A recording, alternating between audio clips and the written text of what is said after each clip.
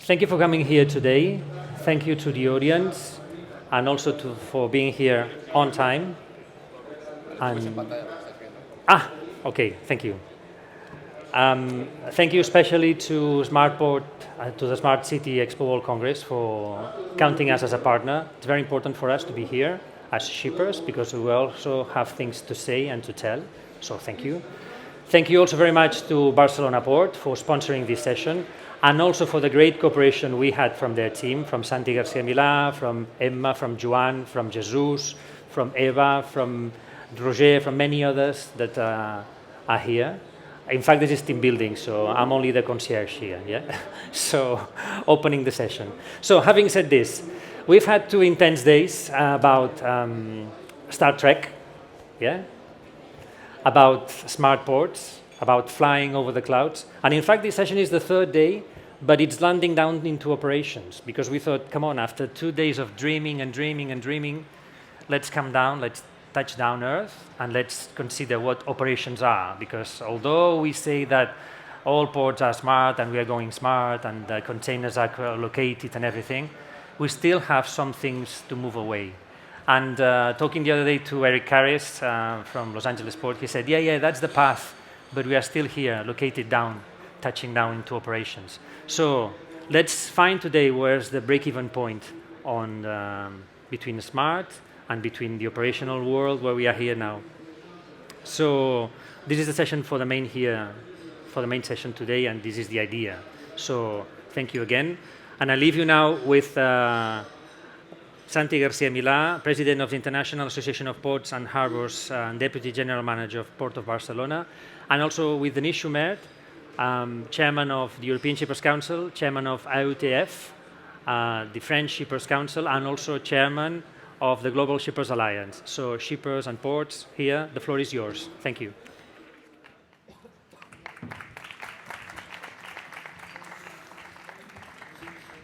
Thank you, Jordi. I'm very pleased to make this opening for SmartPorts. In the past or today, we were using smart in our professional life because you were given smart KPIs, and if you couldn't succeed to reach them, you were not given any bonus at the end of the year.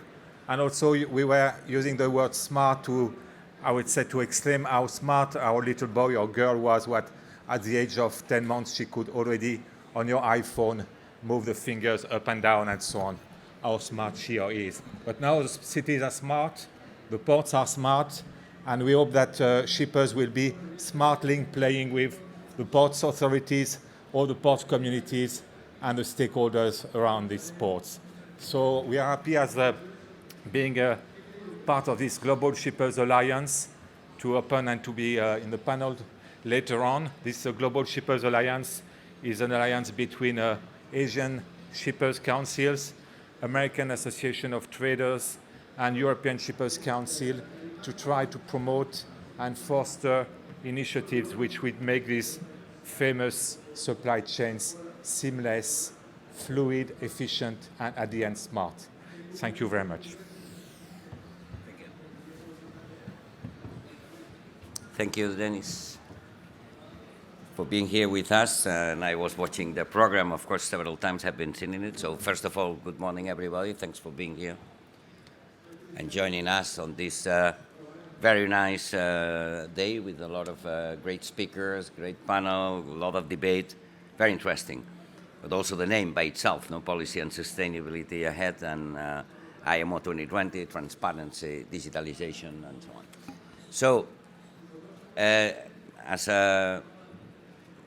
on behalf of the World Port Association and also on behalf of my port, and also, let's say, on behalf of our colleagues that we are co-organizing the Smart Port Corner, like Rotterdam, Hamburg, Antwerp, Montreal, and Los Angeles, that I want to be very thankful to them also for joining us to this initiative, that at the end is the first time that we are located at the Smart City Congress, and we build up a Smart Port Congress. You said that at the end, all ports, we have a city around, and we are absolutely related with our citizens and also with with our mayors and the people who is taking care of the city. In that respect and regarding all that, we have been extremely anxious as ports to say, okay, end of story about saying that the biggest is the better. So why? Not by itself. So in our debates around the world and also in Europe, every day we are moving more and more to say the mission of the port is to create value, to make our surrounding economy more competitive on a sustainable way.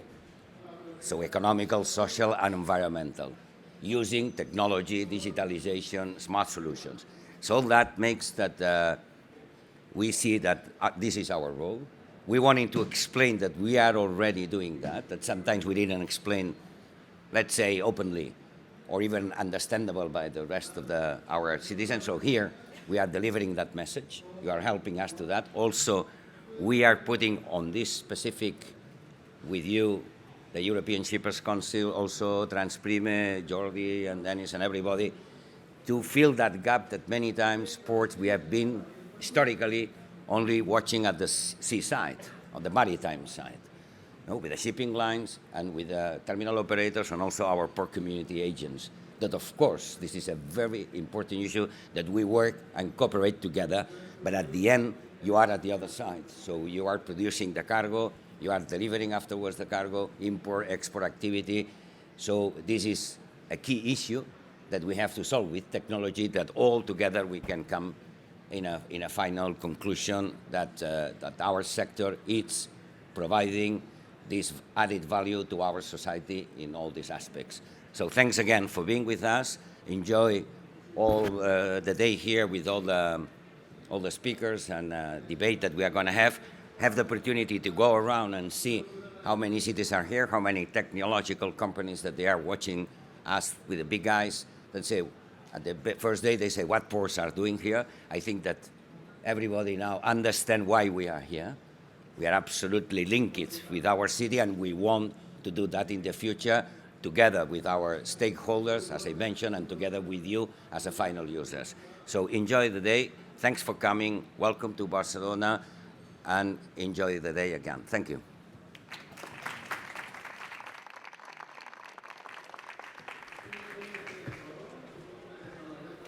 So, thank you. Thank you for the welcoming words from our chairman. Let me introduce you to the first speaker today.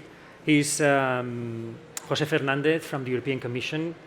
He is a lawyer by training and joined the European Commission in 1998. He's currently policy officer in the Unit Ports and Inland Navigation, a policy area on which he has worked for more than 7 years on his career, and where he's notably in charge of the implementation of the 2017 Ports Services Regulation.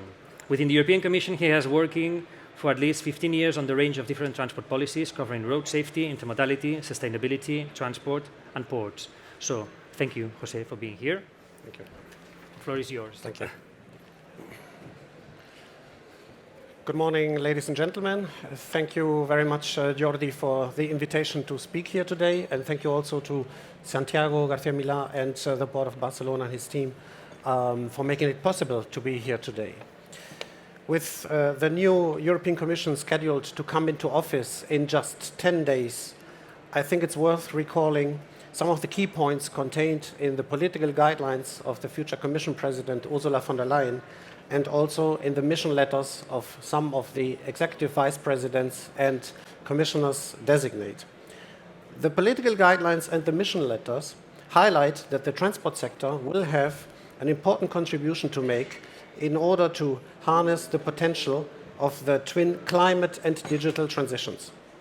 It is not by chance that the European Green Deal figures as #1 priority on the agenda of the incoming Commission. The fact that the Green Deal should be presented in the first 100 days of the mandate of the new Commission speaks for itself. The ambition to make Europe the world's first climate-neutral continent shows the level of determination. Every person and every sector will have to contribute, as clear as that. And the transport sector is particularly singled out as being in need to reduce its carbon footprint. Emissions must be reduced further and faster, and there is no doubt that transport will play a central role in the European Green Deal. The headline figure is that in 2030, emission reduction should be increased to at least 50%, up from the currently agreed 30%. And this should be achieved against the background of increasing demand for transport. This creates new innovation and investment opportunities, as well as a set of new challenges. One of these challenges and opportunities is to make Europe fit for the digital age. The ambition here is high as well. In the first 100 days of the mandate of the new Commission, a European approach on artificial intelligence should be presented. This includes getting Europe up to speed on digital skills for both young people and adults, with a strong focus on digital innovation in order to ensure the continued modernization of key transport systems. Among the responsibilities entrusted to the Commissioner-designate for transport is the task to make transport a sector fit for a clean, digital and modern economy, for which a comprehensive strategy for sustainable and smart mobility should be put forward. That includes extending the emissions trading system for the maritime sector and playing a leading role in international forums, notably in negotiations on global emission reduction. The simplification and digitalization of reporting formalities have always been highlighted as one of the key priorities to support the growth of European short-sea shipping. The 2010 directive on reporting formalities establishes the national single windows, which have greatly contributed to simplification. But even then, shipping operators were found to still spend between 1 and 3 hours per port call on reporting. We are very pleased of the adoption this summer of the European Maritime Single Window environment to introduce a higher degree of harmonization in data collection and digital formats, and possibly to reuse data submitted, making it possible to apply the reporting once principle. Other efficiency gains could still be realized. This concerns, for instance, the optimization of port calls, ensuring a smooth and seamless arrival and departure of ships. This could lead to a better information to operators on when berths would be available in order to allow them to adjust their routing or their speed to ensure the most efficient operations and just-in-time arrivals. On the other hand, a system like this should also allow sufficient information flowing to the port authorities and operators so that they can best adjust to the expected levels of traffic and cargo. This means that efficiency and connectivity also need to go beyond the maritime sector and reach out to the overall logistics chain. Maritime is by nature multimodal, and hence the integration of the shipping links into the overall transport network is essential. In this context, the ongoing evaluation and future review of the Trans-European Transport Network regulation is an outstanding opportunity to take stock and to adjust as necessary our EU-wide infrastructure funding policy. You have been invited to express your views in a first public consultation held until mid-July, and you will certainly have the opportunity to share your ideas again in the future. To give you an order of magnitude of the TEN-T policy and its financing arm, the Connecting Europe facility, through CEF, we have invested over 1.7 billion euro in support of ports in the past 5 years. Through our contributions, we have supported total investments in excess of 5.1 billion euro, ranging from classic infrastructure support to alternative fuels and specifically digitalization. Talking about alternative fuels, the Alternative Fuels Infrastructure Directive is also undergoing an evaluation and will be reviewed as needed. I am sure that we'll also get the opportunity to share your views on this. Ladies and gentlemen, port operations may constitute a discontinuity in digitalization or serve as an engine for digital advancement. There is no doubt that we need to embrace digitalization. It is an increasingly important driver for efficiency, simplification, and lowering of costs. It increases the efficiency of our transport systems and logistics chains, as well as the utilization of existing resources and infrastructures. It optimizes supply chain visibility and resilience, improves safety and security, and enhances environmental performance of transport and logistics operations. and it contributes to cutting administrative burden. It also allows for a much better integration of all types of transport so that users can easily mix and match transport modes according to their needs, leading to genuine multimodality. The digital transition will help us redesign our economy, make our industry more competitive, and find new solutions to societal changes. These messages should also resonate with the port community. I remain convinced, and the Commission remains convinced, that ports are and will stay at the heart of our transport system, and that seaports preserve and embody the outstanding European maritime heritage. Thank you very much.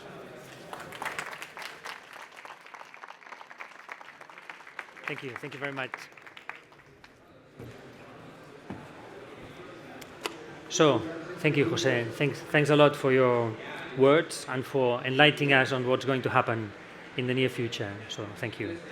Now we are going to touch down, landing more into operations. And since this is organized together with Barcelona Port, but from the shipper's perspective, now we're going to touch upon IMO 2020 and from the shipper's vision. Are there any shippers here in the audience, or there are no shippers? Come on, some shippers here. Okay, good.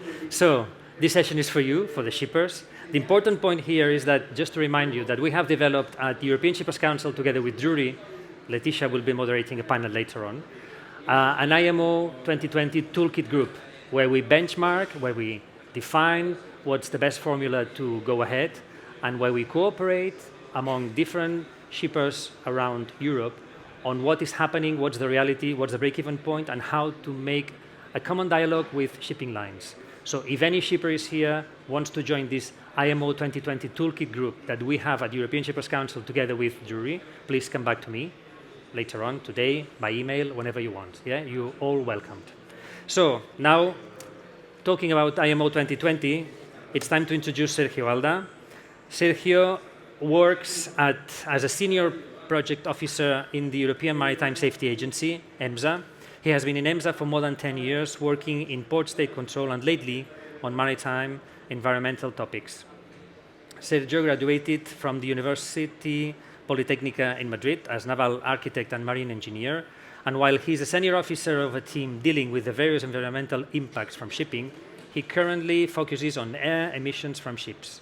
He has also been maritime consultant for the IMO. His presentation goes about the new limits for sulfur emissions for shipping and how this is being controlled and surveyed from the authorities. So, Sergio, I lost track where you are. Thank you. The floor is yours. Thank you. Jordi, thanks. So, good morning to all. Thank you, Jordi, for introducing me. I heard that there are only one shippers in the audience, so I'm on the safe side. I suppose. Four, very good. Okay. So a few words about EMSA. We are one of the decentralized European agencies. We are based in Lisbon. 200 people working in maritime safety, but also on environmental matters. I lead a team dealing with various environmental pieces of legislation, European, and also we work in IMO. We work for the European Commission and also for the authorities in the member states. So I will provide an overview of the new limits for sulfur emissions. We've been working deeply on this subject, so I will provide you an overview about what is coming. Why do we care about sulfur emissions, air pollution in general? Well, in Europe we have really an issue with air pollution, especially in cities, since we are here in this forum talking about smart cities. And we have around 400,000 premature deaths in Europe, 60,000 coming from shipping. And the problem with shipping is that it contributes to air pollution because the shipping lines pass within the 250 nautical miles from the shoreline, so their pollutants reach the shore. The problem is more acute in the North Sea and in the Baltic Sea. So that is what there was a need to regulate this matter.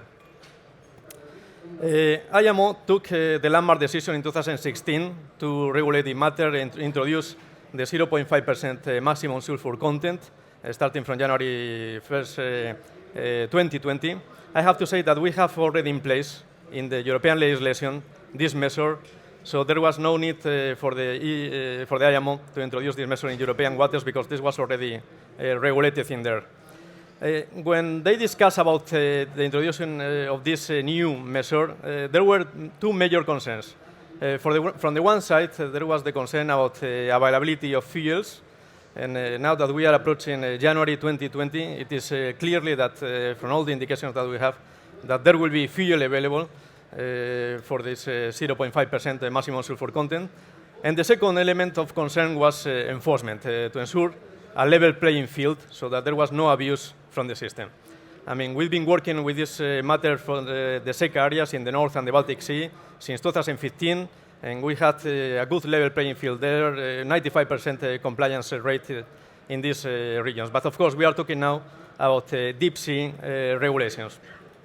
But in order to tackle that, there was a major development. That was the adoption of the so-called carriage ban. So from March 2021, from March 2020, ships will no longer be able to carry high sulfur fuels.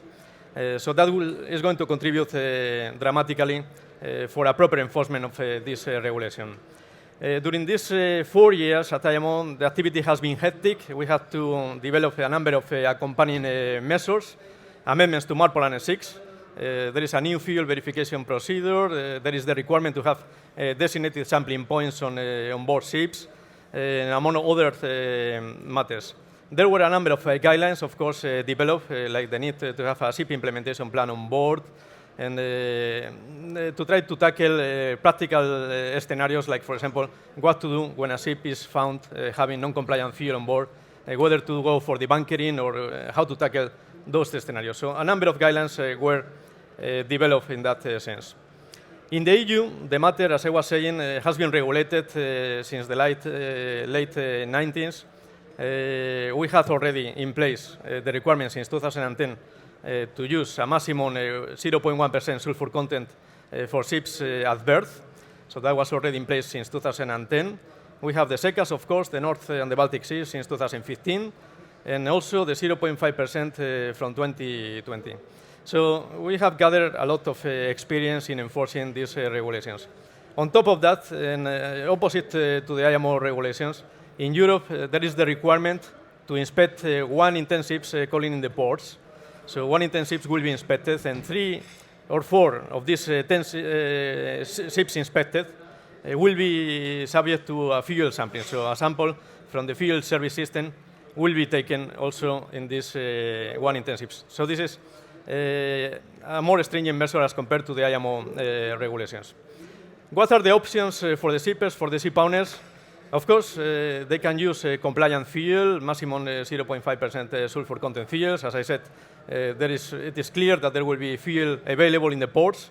We are going to see a mix of new fuel products. From the one side, the traditional residuals, but with a low sulfur content, but also distillates and new 0.5% designed fuels in the market. Another alternative, the second, will be to install scrubbers and continue using residual high sulfur fuels. I mean, we are seeing that the shipyards in Europe, at least, are very busy now installing scrubbers on all the ships. But in total, we have 2,200 ships with installed scrubbers. We expect that this figure will reach 3,000 by the end of next year, and probably we will reach 4,000 in coming years. But we have to see if there is a business case for scrubbers in years to come. And the third alternative will go for the use of alternative fuels. LNG will be an option, hydrogen, methanol, etc.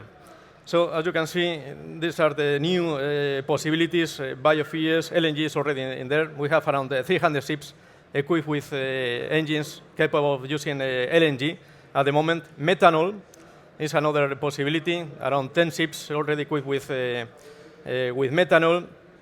All these changes are not only triggered because of air pollution, because of the IMO 2020, but also because of the decision of IMO to reduce greenhouse gases by 40% in 2030. Carbon intensity of ships will be reduced by 40% in 2030, and by 50% in absolute values compared to 2008 total CO2 emissions. So that will trigger some changes in the industry. We have conducted some studies to see what is the benefits of using different alternative sources of energy. Scrubbers, of course, is good for retrofitting for older ships, but there are some caveats here in the future. We may be regulating as well wastewater discharges in ports, estuaries, and areas close to the shoreline. So there may be some limitations in the operation of scrubbers in the future because of the wastewater discharges that we are discussing at IMO, probably to harmonize a new ruling to restrict the discharges of these wastewaters. LNG is maybe better for new ships, of course. CapEx investments are high, so that is one of the things that, we'll have to see the uptake of LNG. It's one of the cleanest fossil fuels, reduces sulfur dioxide emissions and particulate matter up to 90% and nitrogen oxides down to 80%. So this is also good for the Tier 3 regulations in NEC areas like in the Baltic and the North Sea.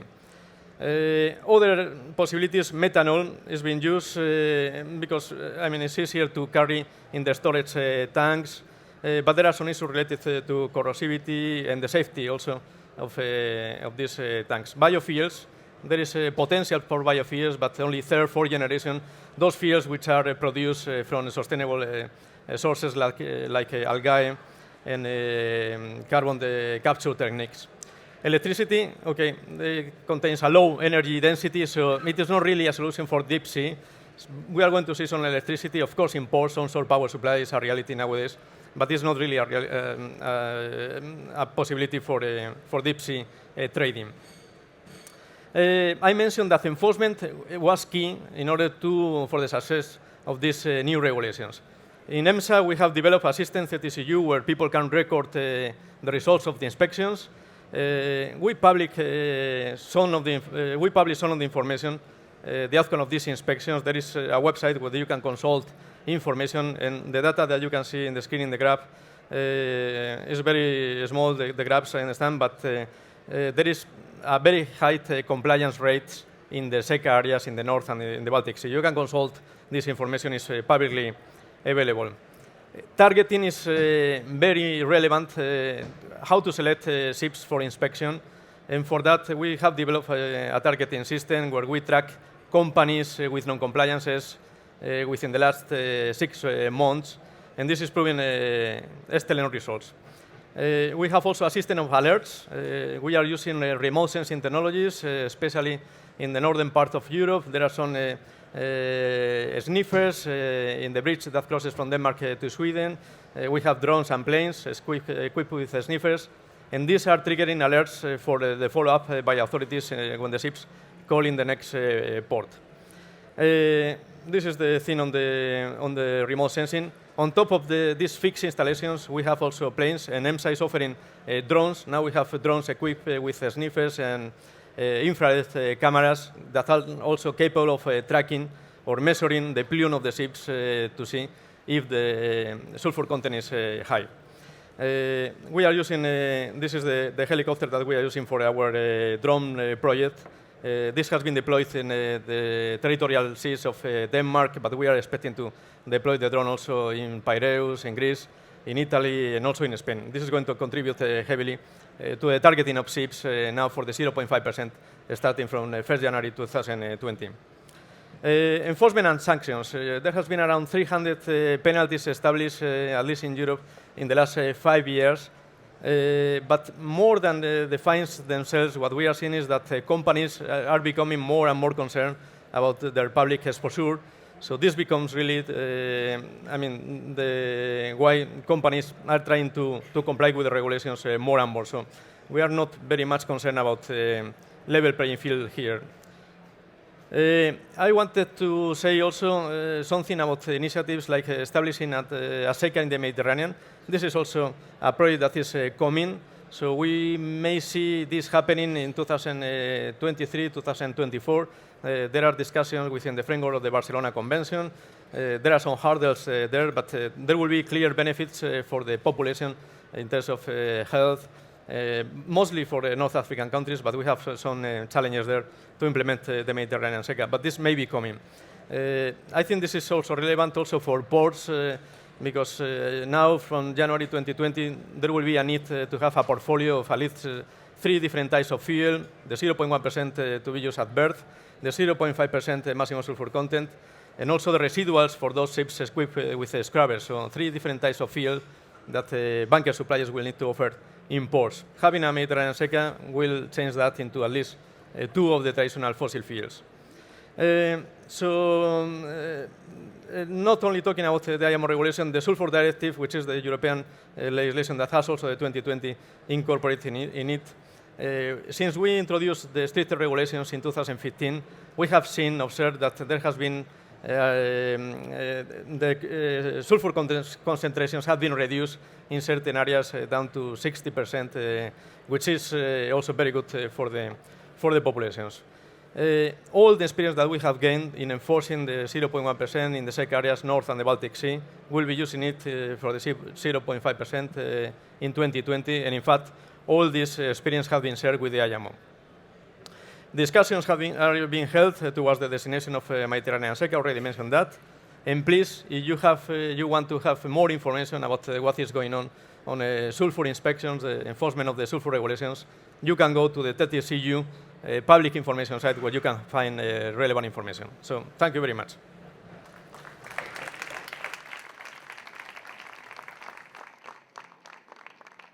Thanks a lot, yeah? Seguro que sí, seguro que sí. So, thanks a lot, Sergio, for giving us light on the way this is going to be controlled and implemented. We always fear these type of things, but it's important to have at least a picture on how this is going to be done. Now it was the time of having Olaf Merck here, but since we are down into operations, there's been a slight delay with him in the plane.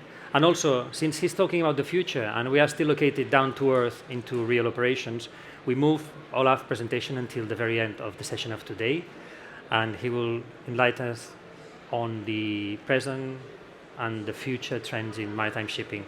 So for the moment, now we have here with us Piers Tucker. He will talk on customer-oriented shipping. Piers is he works in corporate development at Hapag-Lloyd.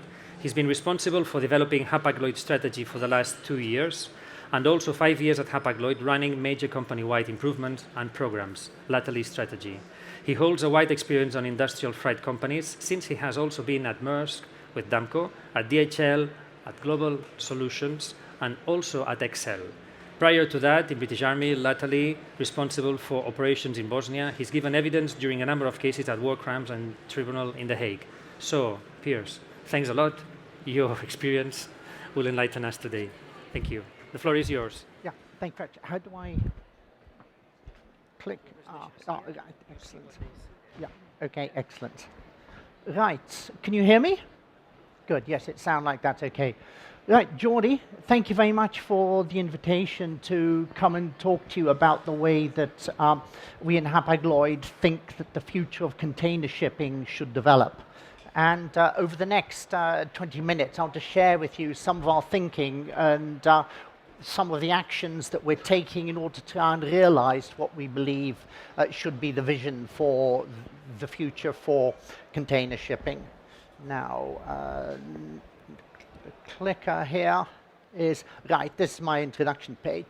The headline is that we believe that container shipping, after 10 years of very turbulent and difficult times, is actually at an inflection point. Things are changing, and we believe that they really do need to change, and the time has come to shift focus as carriers from cost and profitability towards service and quality. Those are easy words to say, much more difficult, how do we actually execute them? Because what lies behind this is a mindset. There is a mindset which is in most carriers, I'd say all carriers today, and in order to become truly focused on service and quality is going to take a mindset shift, and that's not something you do from today to tomorrow. And I'll just share with you some of our thinking and some of the actions that we're taking in order to do this. I think you're all aware that there's been a lot of change in our industry over the last 10 years or so. growth has been up, it's been down. At the moment, it's looking fairly flat. Geopolitical challenges are coming at us from multiple directions, trade wars, etc. The consolidation wave that we have had in the container shipping industry, we think has basically run its course. There's not much opportunity for further consolidation, certainly not in the near future.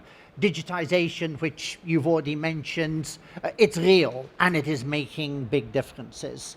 The order book for container ships is at a historical low, and of course we have the environmental concerns and the IMO 2020 rules. And the IMO 2020 rules are only the beginning. There is still a long way to go. This is a journey that's going to take us all the way to 2050 and beyond. A brief word on this consolidation. I think you're all aware of what's been going on. Effectively now, there are 7 large global container lines. 5 years ago, all the talk was about the top 20. It's effectively down to 7 now because of the consolidation that has gone on. And you can see the names here. Then there are the next tranche is 4 medium-sized players, only 4. And then there are about 200 small local shippers, shipping lines. And those shipping lines have got a pretty tough time ahead of them.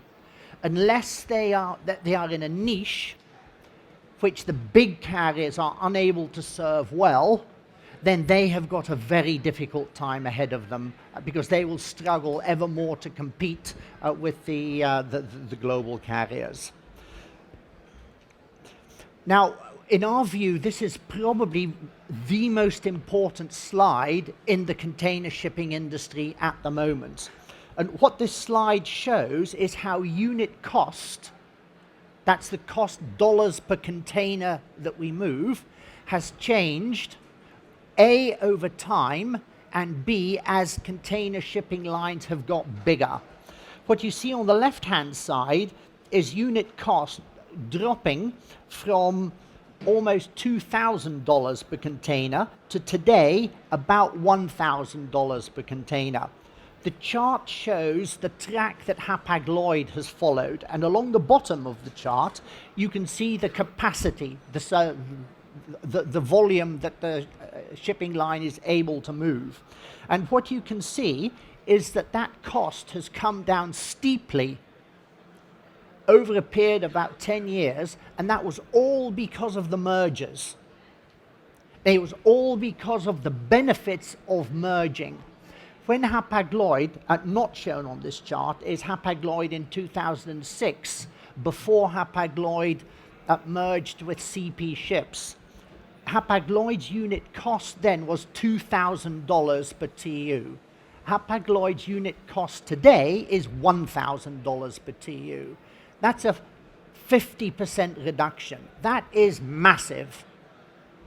Now, that reduction has been achieved by, firstly, the merger with CP Ships in 2006, secondly, the merger with CSAV in 2014, and thirdly, the merger with USC in 2017. But what you can see from this chart is that the returns are diminishing. And if you were to draw on this chart, where do Maersk and where does CMA sit, because they're about 2.5, 3 times the size of Hapag-Lloyd, they're also at about $1,000 per TEU. You can actually read the figures, you can do the math. So what that shows is that there was a massive benefit to the carriers of merging for the last 10 years since the financial crisis. But that benefit has now come to an end. And the evidence is there are Maersk and MSC 2.5 times bigger than Hapag-Lloyd, and they have about the same unit cost. There's no further significant benefit from getting bigger.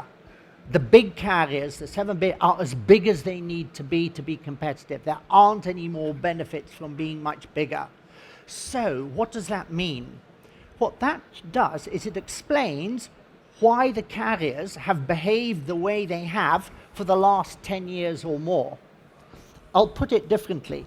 For the carriers, the benefit from merging and reducing unit cost was that much. The benefit from providing a reliable service was that much. What that chart shows is that today, the benefits of further mergers are that much, and we believe the benefits of now focusing on providing a reliable service are that much. That explains why it was actually quite logical what the carriers did in the past, but that also explains our belief that we are at an inflection point. What was true in the past is no longer going to be true in the future, and this chart explains why. You need to look no further than this chart here, which shows schedule reliability. It's reported by Intel, and you see that schedule reliability at the top for 2016. You then see the next one down is 2017, and you see the next one down is 2018.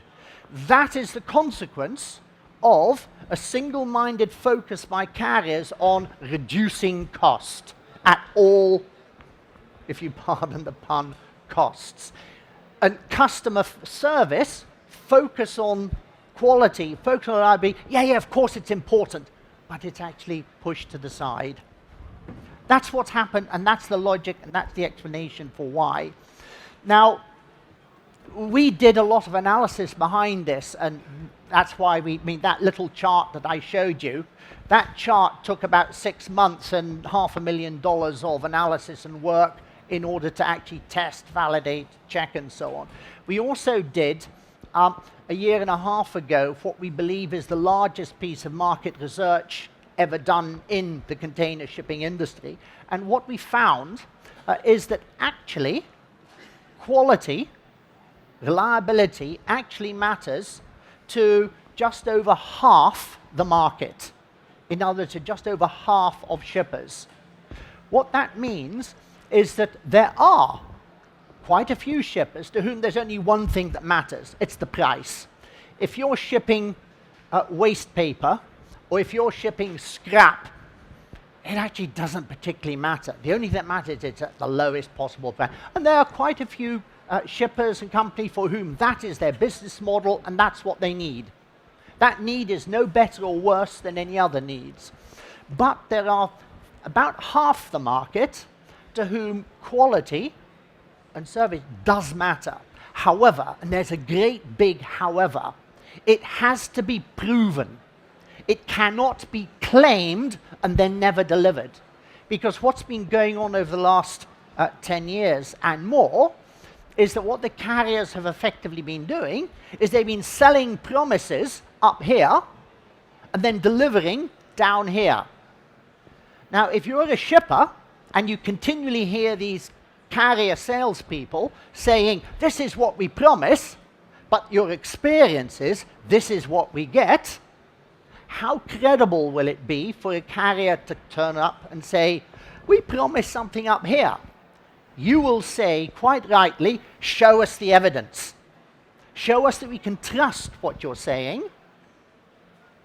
Prove that you can do it. And that's the key, is actually changing your operational systems to really deliver on what a carrier promises. And that's what we believe the future is about, and that's what we believe needs to be done in our industry, and that's what we are taking steps in order to do.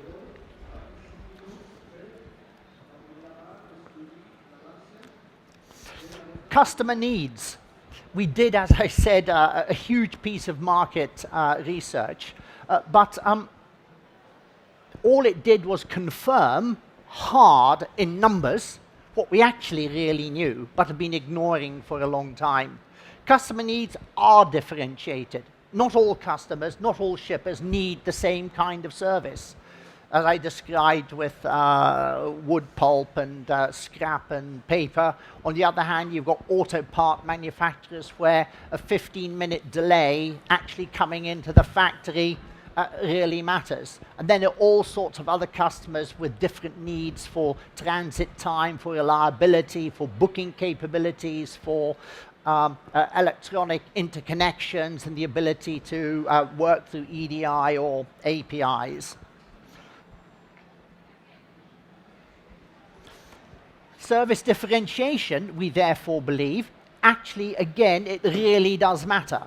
And being able to offer different kinds of services to different customers with different needs, we believe actually matters and is something that, that carriers should be able to do better in order to serve their customers better. As one of our shareholders said, because I've been running this strategy project at Hapag-Lloyd now for actually about 3 years when it kicked off.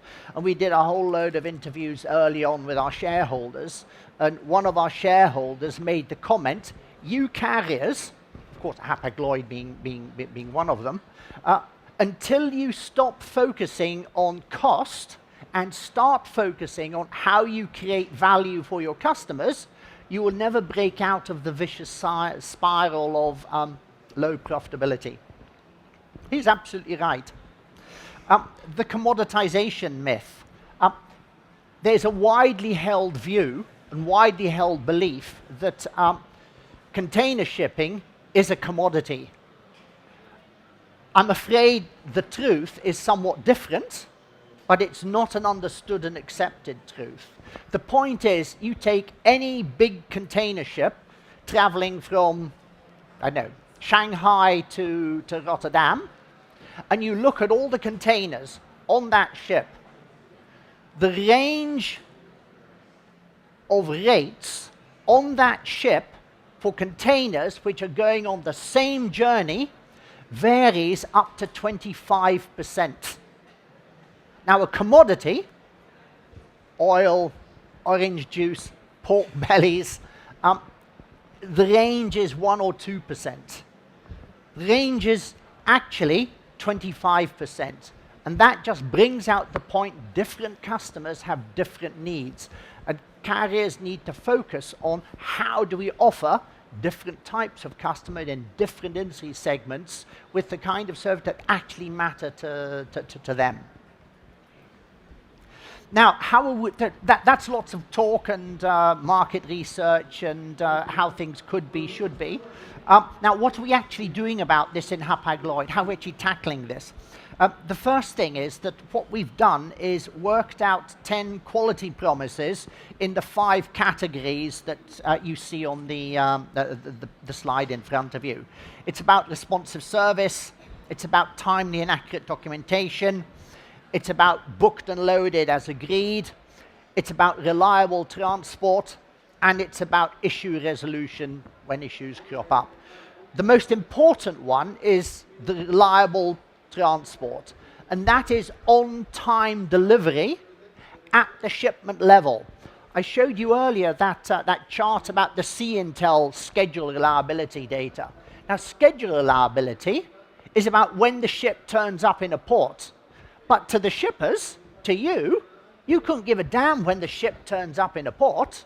What matters to you is when your container, which you gave to a carrier there, is delivered there. The fact that there's a bit in the sea is kind of, so what? What matters to you is the on-time delivery at the shipment level. Take a ship which comes into Long Beach in California. Those are big ships, 20,000 TEU, and almost the whole lot has to be unloaded in in Long Beach. The European ports, where the ships come from Asia, it's very different because they stop off at about 6, 8, 10 ports, and they unload 2,000, 3,000, 4,000 containers per port. At Long Beach, they've got to unload the whole lot, 20,000 in one go. So what that means is the ship has arrived alongside, hallelujah. But the first container that comes off, it can be available for pickup in 4 hours. But the last one in the bottom of the back hold, it's 6 days later before that one comes out. So schedule reliability, while it's important, it's not what really matters at the end of the day to you, to shippers. What matters to you is when does the container arrive at your destination. Now, how are we tackling this down inside our engine room? What we've started, and we started a year and a half ago, is a whole series of measures to fundamentally change the way that our operations are run deep down inside the organization. And here are three of the more obvious examples, but there are many more. The first one is we're putting in place a voyage control tower. It may sound strange to you, but the container shipping lines, they create schedules, but the way that the ship's captains actually sail their ships is controlled by the local ports, by the local regions. And there's nobody responsible for the entire journey, and there's nobody responsible for the schedule adherence. So what we're in the process of putting in place is one global voyage control tower, which is going to be responsible for telling all our ship's captains, sail faster, sail slower, skip a port, delay your departure from a port, leave on time despite the fact that you've not loaded 300 containers that you're expecting from a train which is 10 hours delayed, etc., in order to improve the way that we actually sail our ships. And that is going to take us about 2 years to get it fully in place for all of our ship systems all around the world, because there are lots of tools that need to be built so that this voyage control tower is able to make decisions quickly when a ship gets late. Just to give you an example of the size of the problem, at the moment, if a ship gets late, it takes on average about 10 to 12 days to agree steps to help that ship catch up. It's too late, it just takes too long. Why does it take so long? It's because there are lots and lots of stakeholders involved in the decision making, and if you take into account that there are lots of partners that have got to be spoken with within the alliance, within vessel sharing agreements, etc. And we need to be able to make these decisions in 2 hours, not in 10 days. That's one of the reasons why the schedule reliability is as bad as it was shown on those earlier charts. The second thing is terminal partnering. And the key word is partnering. They're already, I mean, this is SmartPorts. It's no surprise to you that actually it's how container ships are handled in ports. The entire process from arrival, berthing, unloading, etc., etc. That's where there are a lot of challenges. Now, the way that container lines have traditionally worked with terminals is that these are long contracts. They're 3 years, 5 years, whatever. They're negotiated for a long time, and then the container line pays very little attention. They get the invoices at the end of the month for 89,000 moves at $120 per move, sign here. But there's very little participation working with the terminal. How can the carrier and the terminal work better with each other? Just to give you, again, a little example. It may sound stupid, but that's the reality that we're working with. And that is that the terminal has got a ship coming in, and they know they need to unload 4,500 containers from that ship and load 2,300. Now, there's 4,500 that they're unloading. They don't know how those containers are going to leave the terminal. They don't know, is it by rail? Is it by truck? Is it by barge? They only find that out after they've unloaded. So they have to unload these containers off the ship, put them somewhere in the container yard, and then, oh, that one's got to go onto a train. Oh, and that one's got to go onto a truck. Is that really the best? That's the kind of reality that we're dealing with, and we've got to improve that. And that's why we are investing a lot of time and effort to put in place teams to work with the terminals in partnership rather than in confrontation in order to work out how to do things better. Then the third one I mentioned here is quality service centers. We are putting in place in each region 1 or 2 quality service centers, and the clue is in the name, quality. This is not an attempt to reduce manpower to save costs. This is in order to be able to, in each region, North America, South America, China, North Europe, to provide a consistent service reliably to our customers. So we've got the sales offices dealing with the shippers, but the actual delivery of the customer services, that is done by people in the same time zone who are experts, who've got tools with which to really serve the customers better. And these are 3 examples of the kind of things that we're doing in order to improve the way that we can serve you, our customers. Behind this is also, as I mentioned at the beginning, the mindset shift. It's cultural change. To really become customer focused as a carrier is a major mindset shift. It's a major cultural change. And that, again, it doesn't happen overnight.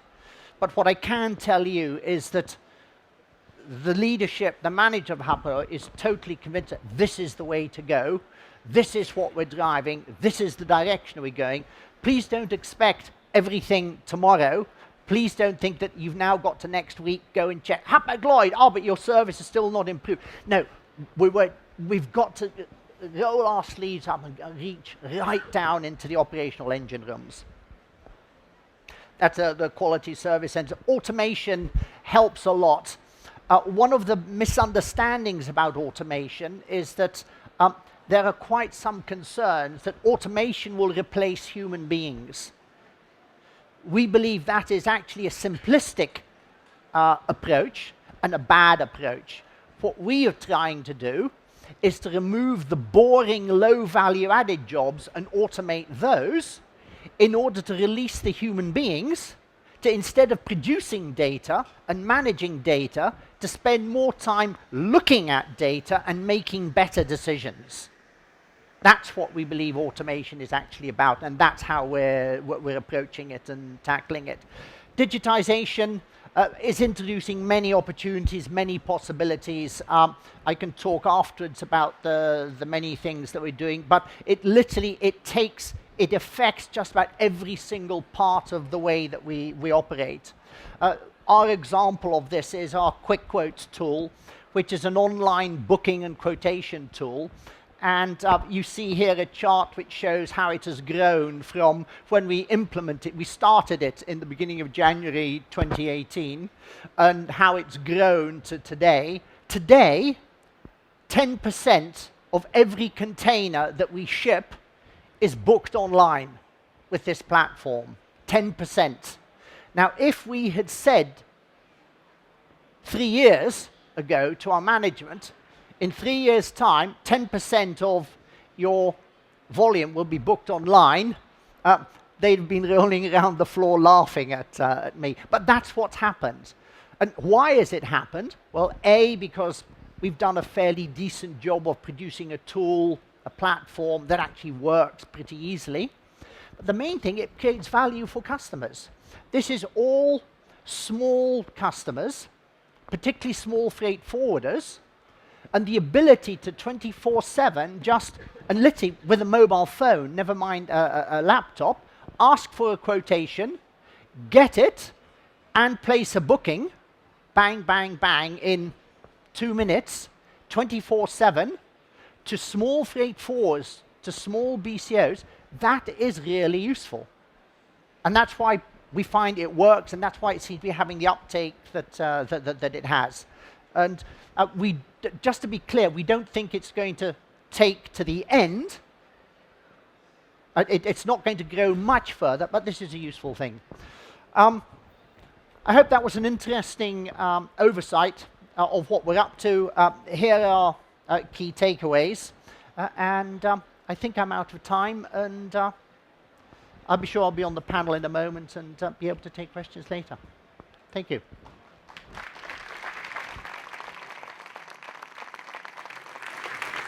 Thank you very much. Really thankful. So, thank you, Piers. Thanks a lot. I didn't want to introduce his presentation because we, from shippers, this was called customer-oriented shipping, But instead of advancing what he was going to talk about, I preferred him to develop your speech, so thank you. In fact, I mean, there are some reports where shipping lines claim that there is lack of demand, and there are some shippers that claim that there is no service, lack of service. So here there's a point in between what you explain.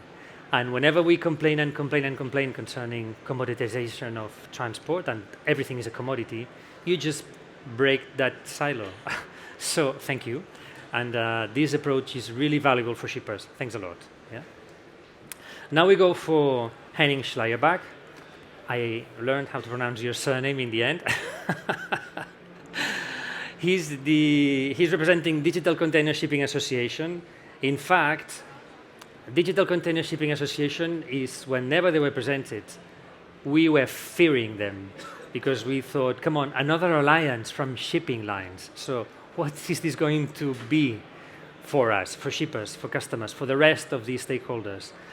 Once discussing with them, they said that they want to cooperate a lot with us, with shippers and with the rest of stakeholders. And in fact, this is what Henning is going to explain here today. So Henning is the Chief Operating Officer for Digital Container Shipping Association since July 2019. Henning holds a degree in physics from the University of Berlin. Digital Container Shipping Association, DCSA, is a neutral and non-profit association supported by 9 of the largest carriers: AP Moller Maersk, CMA CGM, Hapag-Lloyd, MSC, One Evergreen, HMMM, Yangming, and Zim. So the first picture was fearing. You will explain now why we should not fear. Prior to joining DCSA, Henning has spent more than 20 years at Hapag-Lloyd, leading various international projects and strategic initiatives. More recently, Henning held the position as Senior Director for Customer Relationship Management at Hapag-Lloyd. So, Henning, the floor is yours. Thanks a lot. Jordi, many thanks. Let me see how that works here. Okay, yeah, Jordi, many thanks for, where is he gone? Okay, for having me here today. And yeah, you heard about my history with Hapag. So I left Hapag after 20 years. That was a long time, but I would say I have also put together quite some thinking about what Piers just described in the area of customer service. And this is probably also the link to the title of the talk that we have today. So it says new common standards for container shipping, and the emphasis should not be so much on the new, it's rather on the common. And I would like to explain to you what we are actually trying to do with DCSA and what has been the history of it. But there's a whole big part of change management and dealing with people in that. It's not as dry as it sounds from common standards. History of the DCSA. It all started with a large workshop called Future of Shipping Summit in April 2018, where 4 of our founding members joined in Singapore for a workshop to identify, is there room for collaboration, especially in the field of enabling digitization through system interoperability. Because if you look at the history, we learned from Piers, it was all about gaining size, and there is a strong competition, of course, in global liner shipping. Whenever it was about new technology, new things, let's just take trade lanes and blockchain as a buzzword, which probably was around here on the conference as well. It was mostly one big line, teaming up with a big software provider, coming up with a project, and then saying, hey guys, this is what we have for you. Would you like to join? However, the biggest issue in that was that the others said, okay, you have now been putting 3 years, 5 years of work and effort into that, and the governance is set up in a way that you are dominating that. That's not super interesting for us. So there was a lot of pushback. So the core idea of founding DCSA was that if we need to collaborate on common standards, we should do it from the start, from the beginning. And then they have been brainstorming with the CIOs from these 4 companies on what are potential areas for collaboration. And we already heard schedule. Yeah? Schedule reliability is probably something which is going to be super important. But it starts with simple things like tracking. For track and trace, you just need to go to the individual websites of all the carriers. Everybody has a solution for track and trace, but every solution is slightly different.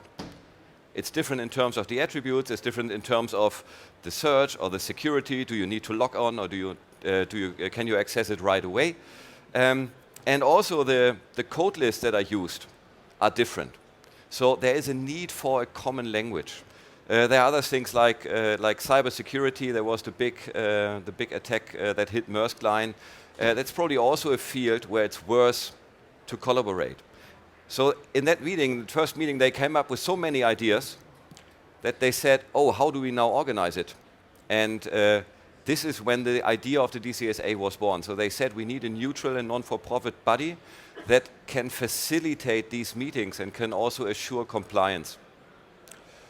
And this has then finally been launched April this year. And we have the 5 founding liners, and only 2 months later we had 4 more carriers joining us, so that now we are representing 70% of container shipping capacity. And this gives us and we are also representing container shipping around the globe, I would say. And this gives us a powerful position in the workshops, working with mostly IT architects, but also people from customer service, for instance, on common standards. Yeah, maybe about the leadership team. So I'm in the role of a COO responsible for the project delivery and orchestration of that, while my colleague Thomas Bagge, who joined DCSA from Maersk Line, is in a CEO role. So he's looking into finance and into the external representation. So actually, Jordi invited him, but he was not available today, so I'm more than happy to take his spot. And for me, it's of course also interesting to get this external view on what we are doing. But we split it somehow a little bit into external and internal affairs within the leadership team. I mentioned that. So we were founded in April 2019. We have gotten FMC approval, so that was kind of a painful procedure, and we had to wait for the Trump administration to really commence again with their operations, so that we could finally get the approval from FMC. But as soon as we had it in April, we founded and launched the organization. So what is our goal? We said we want to represent the container shipping industry, because we are not the first ones who look into standardization. So there's a whole universe, and it was for me kind of new, but I learned a lot about, and we met a lot of people. And it's not that we now want to come up with a new, smarter way of setting standards. It's really that we would like to do it in a more efficient way, and we would like to coordinate across the shipping lines. So our value proposition is that we can get all our 9 members aligned, and we can push them for adoption of one common standard. And this is where we see a huge benefit. So we can reach scale, and we have already heard today about just-in-time arrival in ports. That has a big part where you need the shipping lines, or the shipping lines need to be involved as well. So this is something, for instance, that we have put on our agenda for next year, and we believe that we can reduce the overall bunker consumption by reducing waiting times, unnecessary waiting times in ports at a big amount, and this will then finally also reduce the emissions. We want to develop standards to enable interoperability of systems. We want to ensure efficient, safe, and secure operations. So this is where the cybersecurity part ties in a little bit. But there's also other things. So how can we look into avoidance of accidents? Just to share a very small idea which came up, we have a work stream which is looking into IoT devices, so smart container tracking devices, that more and more lines are now attaching to their containers. And if you imagine just having equipped 10% of the boxes on board of a vessel with a smart container device, which is connected to the system of the ship, and every device would have a temperature sensor, you can probably detect a fire way before it really starts getting dangerous, because you can simply monitor the temperature. So it's these kind of smart solutions that we are also looking for, to see what is the standard that we would need, to enable such a solution on a broader scale. Simplifies and harmonize the overall supply chain. This is exactly what I mentioned. So we have solutions for everything, but they are more or less isolated. They are not exactly the same. And a famous figure that came up in DCSA is if we just look at EDI connections, Maersk Line, for instance, claimed to have more than 18,000 different EDI connections. So you can make the math on your own. They probably need a team of 15 or 20 people just to maintain them, because you will have to update these connections at least every 5th year. So there's quite some effort involved in that, and we believe if we move more to common standards, to EDI, to API definitions, we can ease that a lot, and we can utilize technologies which are commonly used in other areas, like in commerce, also in shipping. Okay, I don't want to go for the video now, but you can find those on our website. Last but not least, we also look into new technologies. So I mentioned TradeLens already. We have the blockchain. In the end, as we are neutral and non-for-profit, we don't want to operate our own IT services. However, we have an interest from the shipping lines, but also from the shipper side, to have a healthy competition of digital providers in the area. So that means we don't want a dominant blockchain platform. We rather want to enable, on basis of our standards, maybe a set of 1, 2, 3, 4, 5. But if you have 5, you need common standards to exchange data across these. And this is something where we see us as coordinating force. So in the end, we believe standards form the basis for further efficiency and ease of doing business in container shipping, and it's time to get it started. And now I would like to give you an overview of what we have done so far since we started operation in April. And our first publication was about, we called it Industry Blueprint, and this is also something that has never been done before. So we said, we joined our members in a workshop, actually only the first 5 founding members, because this was the first initiative, and we worked on an overall process map. So we said we want to find out and jointly define how does container shipping really work. And this is the first result. It looks simple. Again, as Piers mentioned, it takes quite some effort to agree on it and put it together. So let me show you what we have here. We have down to the third level of a process definition, how is shipping working? So level 1 is the process carrier booking to container return. That's pretty simple, and probably everybody can agree to that. But if you go down, we split it into 3 journeys. So we have a shipment journey, which goes from booking to payment. So you have the documentation parts in there, you have the booking confirmation, arrival notice, all these parts that follow the shipment. But we also have an equipment journey. If you want to do a container transport, usually you need a container. And the equipment journey goes from pickup to return. And we have the vessel journey. So the vessel is there and comes from its departure to the next arrival.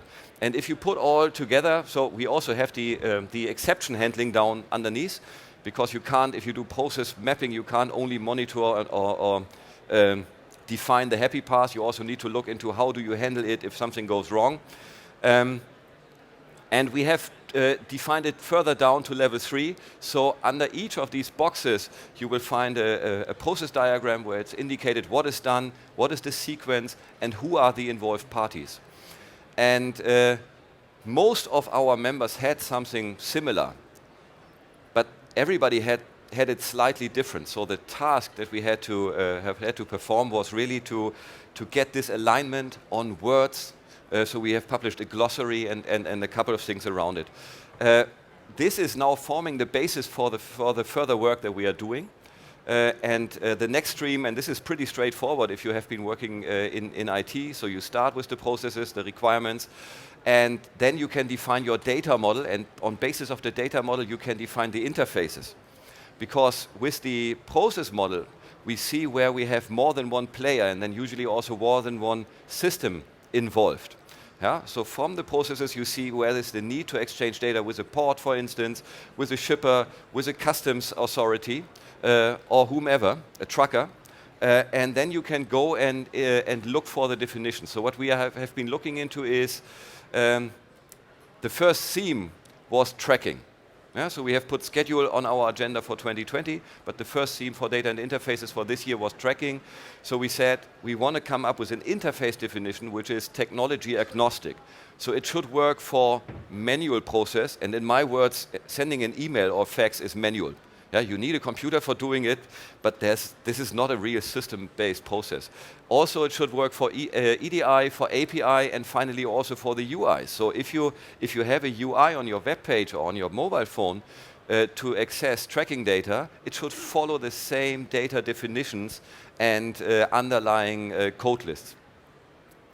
So this is what we're currently working on, and we are planning to release it. So we will have it ready by mid of December. We then have an extended beta testing group where we bounce it with, and we are expecting the publication in the first weeks of January.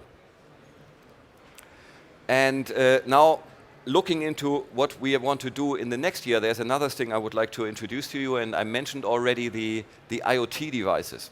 So there are huge investments at the moment made by the major shipping lines to invest in IoT and smart tracking devices. Most of them start with the reefer containers because they have a big advantage. Usually the cargo has a high value, but you have electric power on a reefer at least every once in a while. If you want to attach an IoT tracking device to a dry box, you need to find a solution which in the ideal case works without maintenance for 8 years.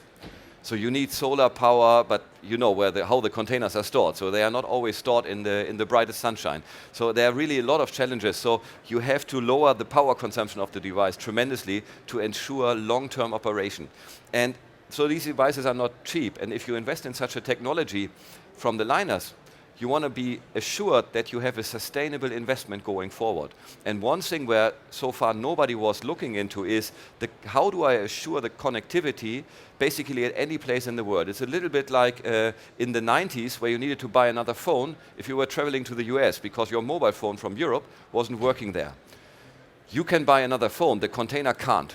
So we need to agree now on the standards, and we need to deploy gateway technology. We show it here. So the laser pointer is not working, so we need to install gateway technology on the vessels, in the ports, and on the land side we probably go with 5G. But if we not manage to agree across the liners and then of course also the IoT service providers, we will end up in a situation where you have to explain your shipper, oh, now unfortunately your box ended up on a charter vessel which is equipped with a different standard, so you are lacking connectivity of your device, even though I promised it differently, for the next 4 weeks. This is not what we want to face, especially not going forward. So first part is this. Second part of the IoT track goes into data and interface definition. So we started with tracking, but rather the classical tracking. So do I have the gate in empty at the terminal? Has my box been loaded? Has it been discharged? Has the vessel arrived? Classical events that everybody should be familiar with. But with the smart devices, you will see there's a shock event all of a sudden, or you have a door opening. Yeah, or you have an event generated by crossing a geofence. So these kind of things you can generate. This will be added to the data and interface definitions of our tracking universe. And last but not least, we also want to look into the security part and at least give a recommendation. I have 2 slides, but actually looking into the time, we probably need to go through them rather quickly. So this is how we define our scope. We said, for the connectivity, we have the short range and the medium and long range, where we really believe from DCSA we should take the role to go and agree on and publish a standard, which is then, of course, adopted by our members. So it will become more or less a de facto standard for the industry. So this is what we would try to achieve. If we look into data and interface standards or topics for the devices, we rather come up with a recommendation or certain elements are out of scope. It's of course not our aim to limit the functionality of these devices. So this is really where we want the competition of the IoT service providers to come up with smart solutions, and maybe a shipping line decides for a gold standard where you can do many fancy things and even offer internet inside the box, and somebody else goes for a low profile standard where you can just get maybe temperature, shock detection, door opening and the GPS signal. So there will be no limitations from DCSA in that part. However, we will look into where do we fix it on board of a box, because if everybody is fixing it in a different spot, probably some of them will be broken during terminal operations, because nobody knows that, oh, now that line and this technology is fixed in this side. So just to assure that, that's probably something which we would like to recommend. And if we look into data structure and handling, it's really worth to mention UNCFACT. There's a working group working exactly on that topic, and we are in close alignment with them, and we would like to join forces and also throw in our resources to give this, to develop the solutions there at a high pace. So we want to develop it jointly with them and then also publish it under the UNCFACT umbrella. But in the end, that standard should give security to the lines, and in the end then also bring in the solutions faster for the shippers, and in the end also at a lower price. We also have security down there, so if you're sharing this type of data at a large scale, security is something that you should need to take into account. So we may be storing data, so BL or DG cargo information on board of, on the device, so you want to know who has access to it. We know that the container device gets turned. Maybe we have a street turn during the import, so how do we assure that the data from the new shipper cannot be accessed from the previous shipper and his stakeholders? So there are a couple of things where we think we should look into and come up with a recommendation. Okay, I have a couple of deep dive slides. Let's see what we can still mention within the last 5 minutes. This is a pretty relevant, and you can see we are working with consultants. Yeah? Otherwise, you don't come up with these slides. But I like it. Yeah? So this is a slide which probably took 2 days to produce it. It is showing a little bit how all these work streams that I was presenting to you are interlinked with each other. So we have the process here with the 3 levels. We go down to the interfaces that you can see them. You can identify the interface needs in the process. And from here we come up with our API definitions, the use cases and the API definitions, and we have the data model down there. And our IoT comes from the other side and ties into that.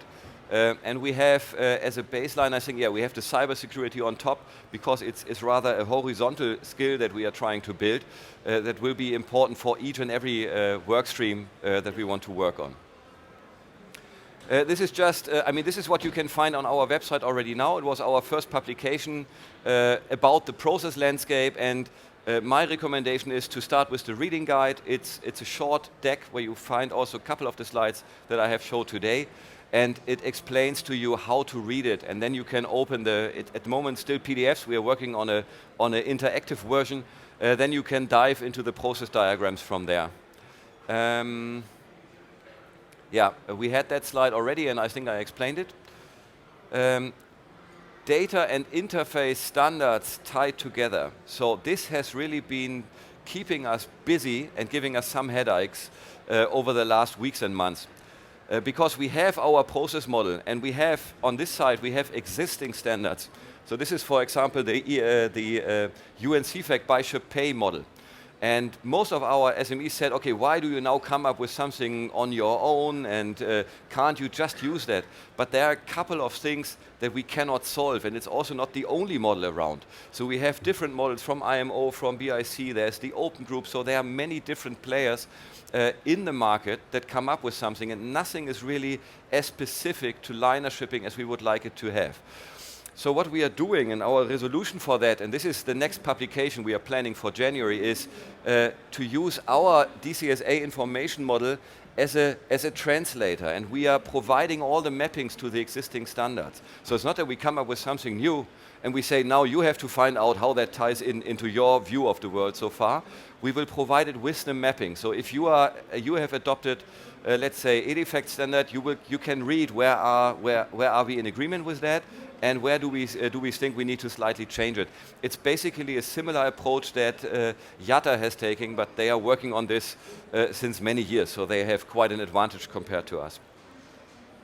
Yeah, so this is the next publication, so there will be the model description, the interface standards, we want to publish them, and we will even come up with a Swagger definition. This is now more for the techies, so that the shipping lines can easily develop an API which is compliant with the standards that we have agreed upon. Yeah, and that was actually already my last slide. I know we have 2 minutes. Maybe there's a question, so we could use that time for that. Any question from someone? Okay, then Jordi. Thank you very much, Henning. Thanks a lot. Yeah. So, thank you very much. Thank you, Henning. Thanks a lot. In fact, this is the alliance we should not fear about. Yeah. So it's important we keep this in mind. Yeah. That this is the alliance that we need to cooperate with, and that will give us vision and a language that all stakeholders within the maritime panorama have the same language and the same standards. So that's very, very useful. Thank you. Now we go for the panel session. In fact, this panel session is intended even to touch down, even down to earth, because now it's time to talk about if we are ready to deliver or not. We have the panelists here. Mainly the point is to discuss about everything what we said today, especially IMO 2020, standards, customer-oriented shipping, all this. This panel will be moderated by Leticia. Leticia Studillo is from Jury. As I said before, we have a big cooperation efforts and developments with Jury. And again, if there are any shippers here who want to join our IMO 2020 Toolkit group, they are welcome, so come back to us anytime. And we'll tell you what we do there, which is benchmarking, shaping formulas, and seeing ways to approach to shipping lines. Leticia, as I said, she's working for Jury. She's a principal consultant at Jury Shipping Consultants, one of the renowned reference gateways of maritime information and consultancy, and a very good partner for ESC. At Jury, Leticia is part of the advisory team with experience in market studies, technical and commercial due diligence, and strategy assignments. As Jury's lead of a technical advisory, she has a focus on technical risks, contracts, port capacity bottlenecks, and CAPEX, OPEX in the context of port and merge and acquisitions. She's in the port sector consultant and chartered engineer with 14 years of industry experience. So, Leticia, the floor is yours, and also the panelists as well, if you can come up to the session. Leticia, Denis Schumert, please, Pierre Stacker, Nicolette van der Jacht, Henning Schleierbach again, and Hans Rook, please, if you can take a seat. So, the floor is yours, Leticia, and for the panelists. Me puedo quedar ahí, ¿verdad? Sí, sí, claro.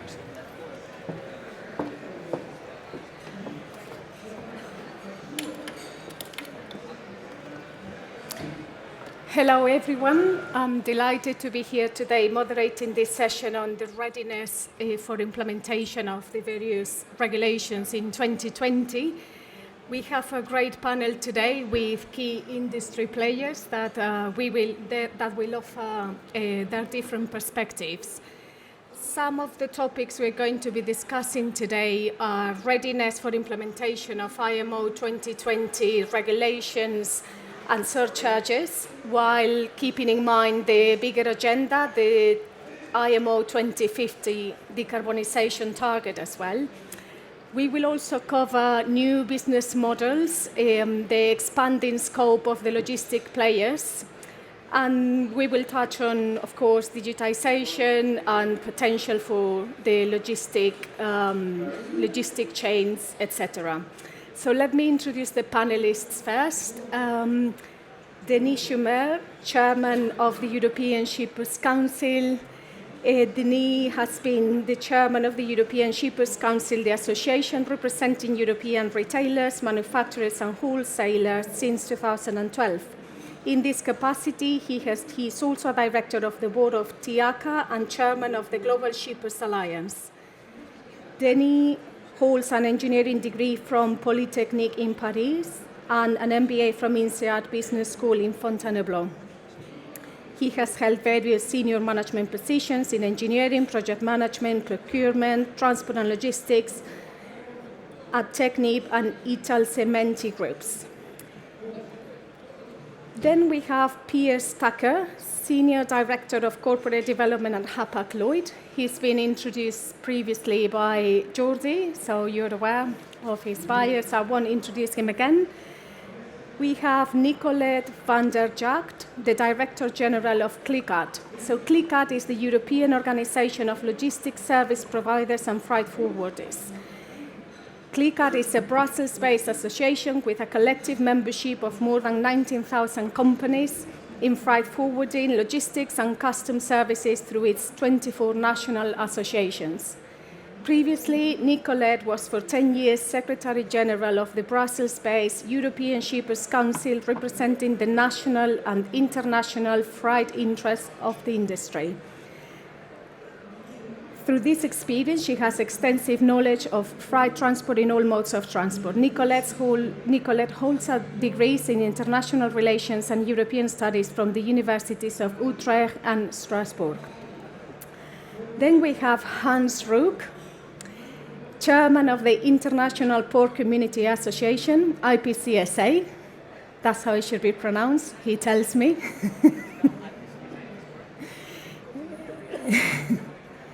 Yeah, you can. Hans Ruck has worked in the transport and logistics sea trade sector for almost 49 years. He started his career at a shipping agency and was later appointed to set up the ICT function in the company. He's also one of the gurus on EDI standardization. He joined UN working groups to establish UN CFAT, EDIFACT messages for the global sea trade industry. Having been General Manager ICT within the shipping agency, Hans was asked to join the Rotterdam group of experts for the setup of the port community system in the port of Rotterdam. His knowledge and expertise of community systems, IT and port logistics built up over a 50-year career is unrivaled. He has a focus on the development of new services to support the simplification of trade. He is retired from Port-Based Rotterdam earlier this year, where he was senior advisor at Port-Based, the port community system in the Netherlands. Then we have Henning Sluyerbach, Chief Operating Officer at Digital Container Shipping Association. He's been introduced by Jordi, so I'll skip the introduction. So that was the introduction, and now the first block of this session, I think I'm going to ask everyone the same question. So are we ready for IMO 2020? So Piers, what did you say? Can you hear me? Yes. From everything that we have done at Hapag-Lloyd, we believe that we, Hapag-Lloyd and the container shipping lines, are going to be ready. We also believe that there will be the fuel that's required available. Now, is it going to be smooth for the first quarter? No, it will not. There will certainly be bumps, and there are certainly challenges that will need to be overcome. But we have to get going. We believe that this is a very good thing to be doing. It's a very necessary thing for our planet, and therefore it's worth all the effort that we need to get to. But it will take until the end of 2020 before it starts going smoothly. I can talk a lot later about many of the details that lie behind it, but broadly speaking, are we ready? Yes. Is it going to be smooth? No, but we've got to do this. Thank you, Piers. So I'll ask the same question to Denny. What do you think? Are we ready for 1st of January 2020? Well, we are ready because we have been informed so much in advance with so many news that we have to be ready. We have to be ready to go through this transition, which will be a kind of rock and roll transition.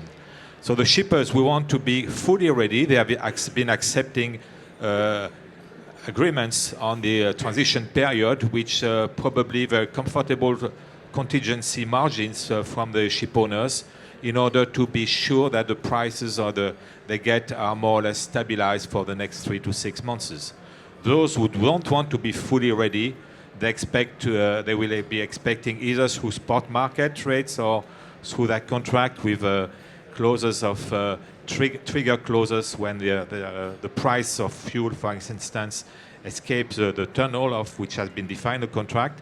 They will have to have adjustments in the contract price, or they will have to follow the spot markets, and they might have surprises, good surprises or bad surprises. So yes, we are ready. We are ready, just like the astronauts are ready when they are embarking Apollo 1, Apollo 2 rocket and Saturn. Okay, thank you. So I'm going to ask the question now to Nicolette. Do you think we're ready for 2020? Yes, I think that, well, the forwarders, they will always find a solution, whether it's easy or not. I think forwarders are not your asset owners, so they need to adopt their contract. I think there will be more price volatility, which they need to accommodate to. So, as such, I think that it's up to the industry to. I mean, we've been coping with the question, are you ready, on many other issues. I mean, our members have been dealing with Brexit over the last 2 years. And they're ready, but there was a deadline, but it's always flexible. I think this deadline is a bit more stable, and so there's a bit more predictability. Mm-hmm. But in terms of developments on rates and that sort of things, that remains, of course, a bit more unpredictable. But yeah, I think the ships will sail, the containers will be loaded. It's just a question of how the contracts will be, how this will be dealt with in the commercial negotiations. Thank you.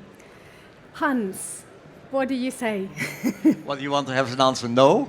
No, don't say no. You don't want to have a no for answer? No. Yes, we are ready, I can tell you.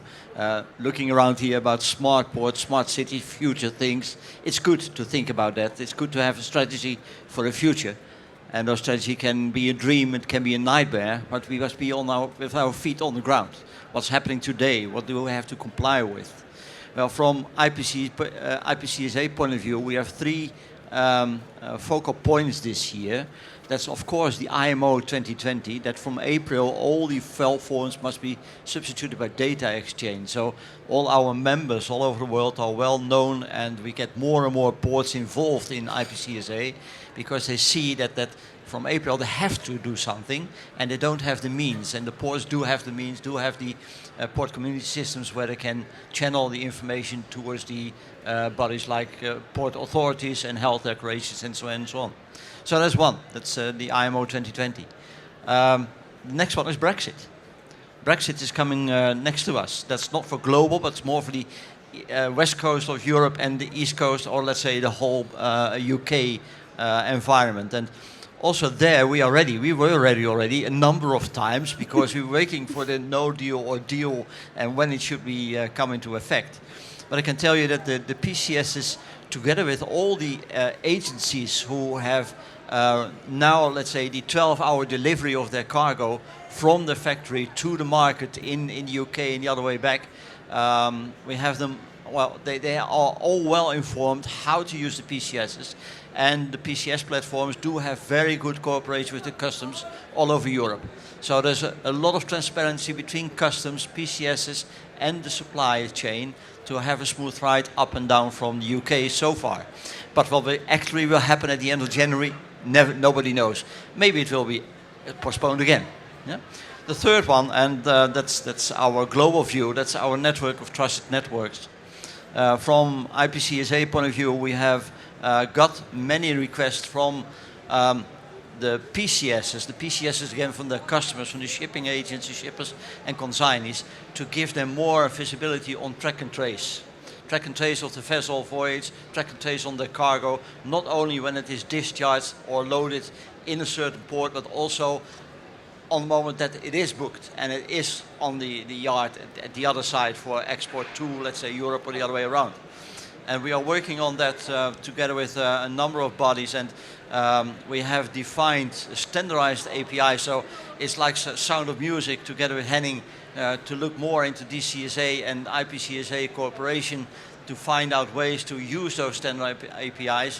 One of the APIs is, I won't say on the development, we have it developed, but there's also together with Alibaba and Lodging and IPCSA, especially of course for the e-commerce, because Alibaba wants to deliver 72 hours globally within a couple of years.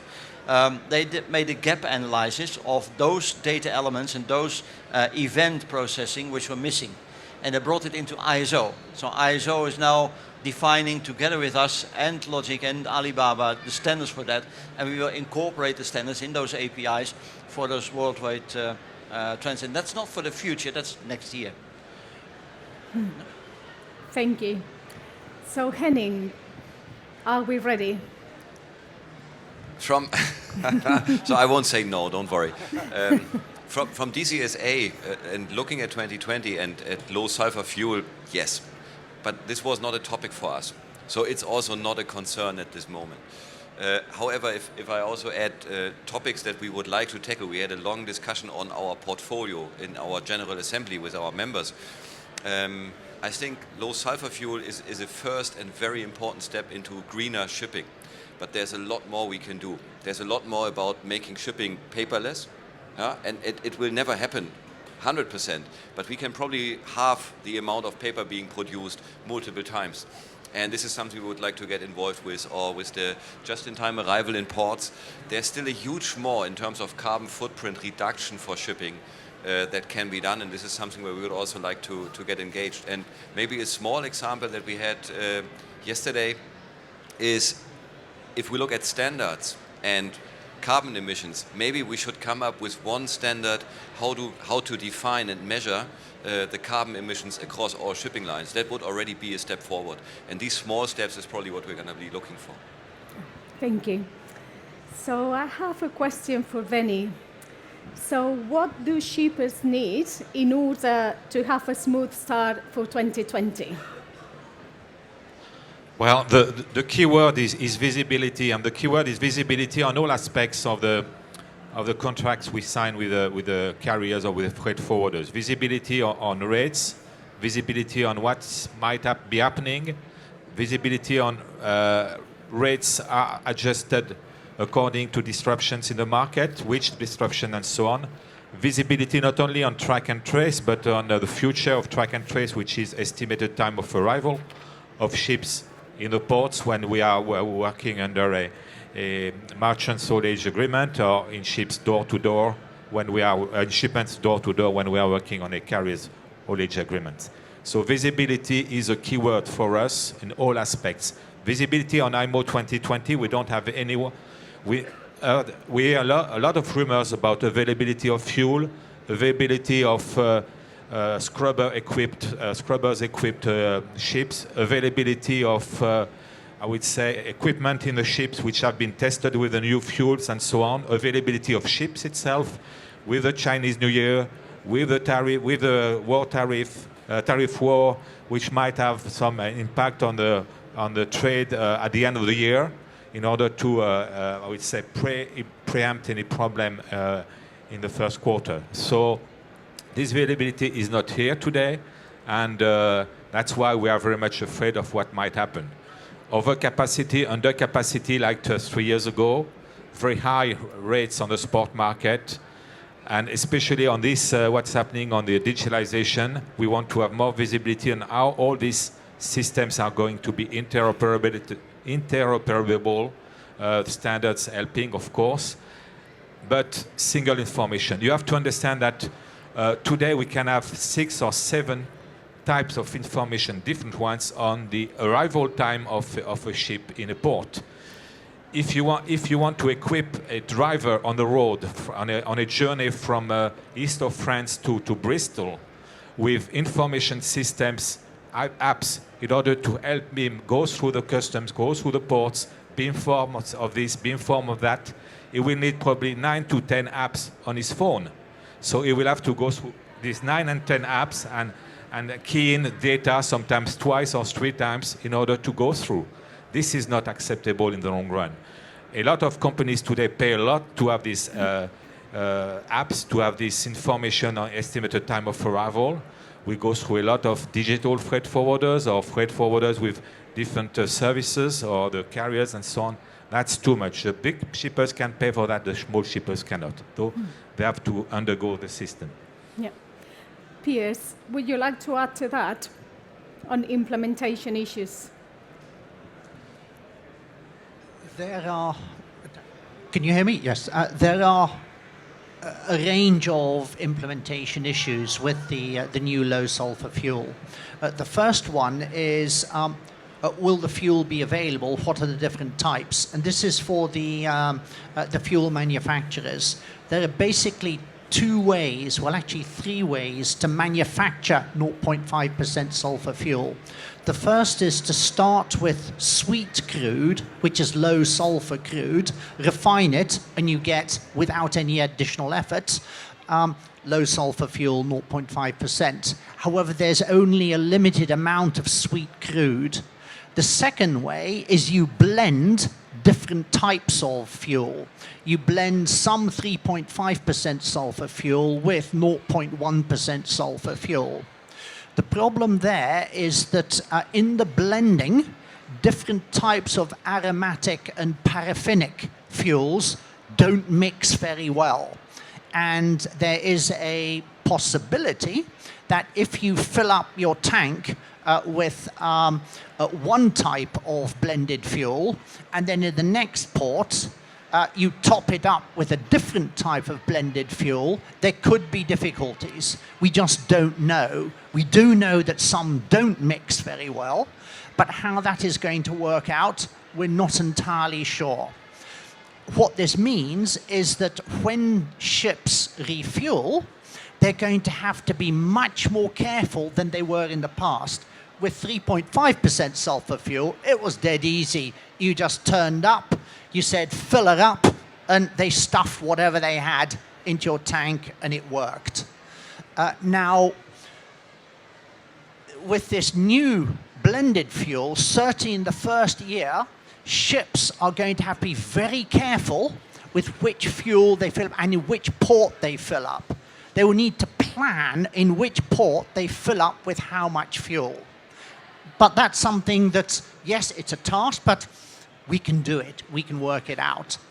The second thing is the whole point of cost, visibility, contracting. You mentioned it a bit, and Nicolette, you also touched on this. If I describe the situation at Hapag-Lloyd, about 70% of our cargo is carried on medium-term and long-term contracts. And those contracts have all had marine fuel recovery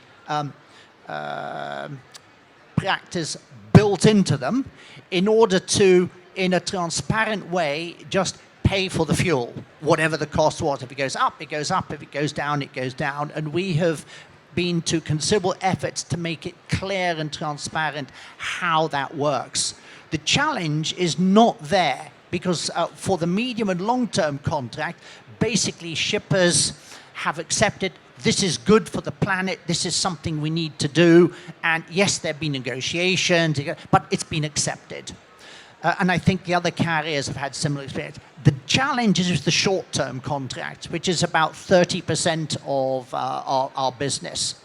Now, because short-term contracts do not have fuel factors built into them, it's a straight price, and that straight price is going to have to go up in time for the additional fuel cost. And how that is going to work out, we're starting to see now. We're coming to the beginning of December, and it's basically the next 3-4 months are going to be critical in seeing how does that actually work out.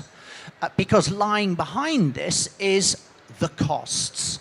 There are figures which are out in the public saying that shipping as a whole, not just container shipping, but all types of shipping, the additional cost of moving from 3.5% sulfur fuel to 0.5% sulfur fuel will be $60 billion. That's a lot of money. However, if we take a step back and look at the value of global trade that is moved using that fuel, it is multiple trillions of dollars. To turn that into tangible numbers, the additional cost of 0.5% sulfur fuel is only going to add a few cents to the cost of a t-shirt. So in the overall scheme of things, it's actually not a lot of money. But purely from a shipping line or a freight forwarder or the logistics department of a shipper, those are big numbers and they need to be managed. What we all need to work on is making sure that these costs are passed through to the end user. In other words, the buyer of the T-shirt. Very easy for me to say. How to handle a big shock in the market when there's suddenly a pricing adjustment and how it's going to work out, we're going to have to see. Now, if I take another look at it from another angle, it's a historic fact that the shipping line's ability to recover rising fuel costs or to hand back when fuel costs go down has historically not been very good. And we all know the situation with hundreds of different bunker fuel adjustment factors and some absolutely crazy situations which have built up over tens of years. But because this one is such a big thing and there's such big numbers involved, an awful lot of effort has been put into how to handle this by the carriers, by the shippers, by logistics companies, by the authorities, by the port authorities. So while it's a big thing and there's a lot of uncertainty still, it's our view that there is a lot of goodwill and good intent out there. And of course, there are going to be quite a number of bumps along the road, but that we are actually going to get there. And yes, there will be some tears in some place, there will be some smiles in others, but hey, that's life. And this is a good thing we have to do, so we've just got to get through it and get it done. Thank you. So moving on to a different topic that we were going to cover on the new strategies developed by liners and terminals, that we start asking ourselves, whom is the customer of whom? So we see logistic players, so Maersk and CMA CGM, Maersk in particular offering to be a supply chain integrator and expanding their roles in the supply chain. So I'd like to ask Nicolette, what's your view on that? What's the role of the forwarders in this new trend, in these new strategies of widening scope? Thank you for the question. I mean, there are a lot of challenges, and my thinking was still with Piers on all the emission issues. Let me also respond maybe to that, because and maybe also in line with the whole debate about sustainability, because of course freight forwarders. We represent basically the National Association of Freight Forwarders in Europe. So our members are both SMEs. It's the medium-sized freight forwarders, and there are a lot. You mentioned the 19,000, but that also includes the bigger ones, the Kuehne+Nagels, the DHLs, the Panalpinas, etc.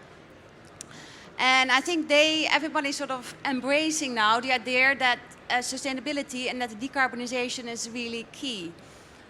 Only last week we had our annual event where we had Kuehne+Nagel speaking about their strategy for 2030 and 2020, which is basically to completely decarbonize their chain, to have zero emission by 2030. That is basically tomorrow, if you look at it. So that willingness is there. I think also from there, I think there has to be some willingness that the idea that transport will become more expensive for everybody, and in particular for the end user, there's going to be an effect on them, and that also has to do with, I think, with the Green Deal, and we don't know exactly what it will embrace in terms of the measures. But I mean, maritime transport may become a part of ETS.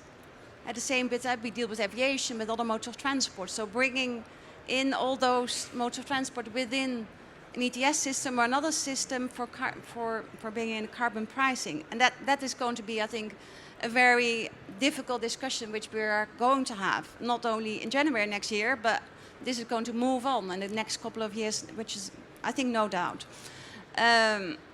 I think there's a willingness to bring, but the important thing is there is transparency, and as ClayCut, but also the DEC is part of this initiatives like Global Logistic Emission Council, where there is a need and the understanding on where and what system, what program do you use for your supply chain in measuring the emissions. Because so far there have been so many different programs that measuring one supply chain with another one, you can come out with a total different figure. So the importance of that sort of systems, like the CLEC as a 2.0 program, aligns all these programs that they all use the same system. So that brings down that you can compare sort of apples with pears, that you come out to the same way of measuring your supply chain, your emissions.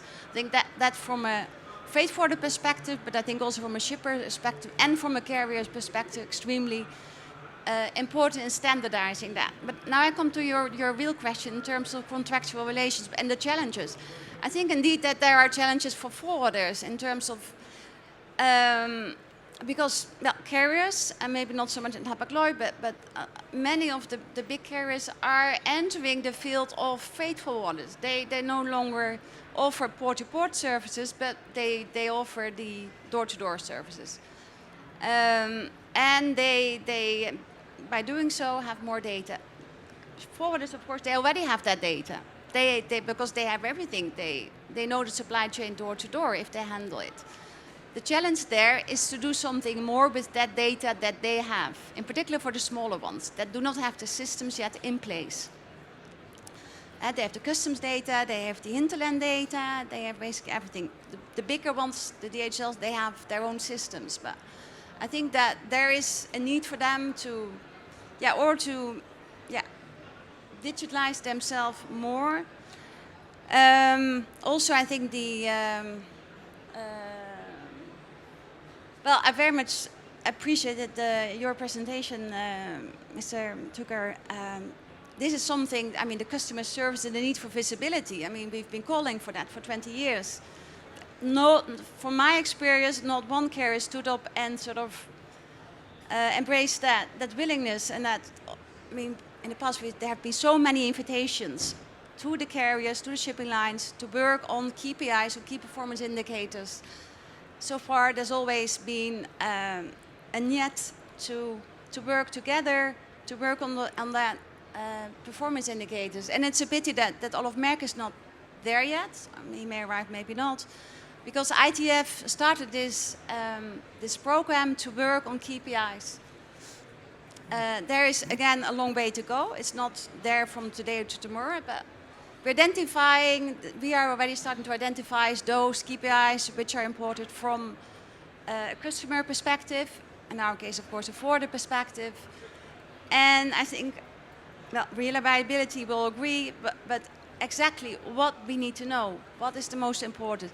I think from our perspective, the advanced notice of arrival, that is a very important KPI, that you can start planning ahead of the container line arriving in a port in order to make that domino effect, because you need faster, because for now, container congestion is there in the terminals, and okay, let me stop here. I think we can further debate that. Yeah, please. May I make a few comments as well about your question? And I'm speaking, of course, from a Hapag-Lloyd perspective. And that is that this idea that a carrier could start providing one-stop shop end-to-end solutions is actually not new. Carriers have, for many years, owned freight forwarders, owned some freight forwarders. And we would argue there is no evidence that any of them were a real success.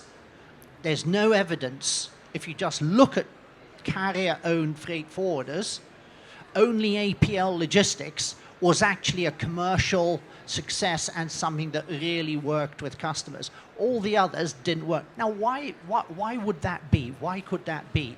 Well, the first reason is that one of the biggest value propositions that freight forwarders have to customers is choice. choice of which carrier to use.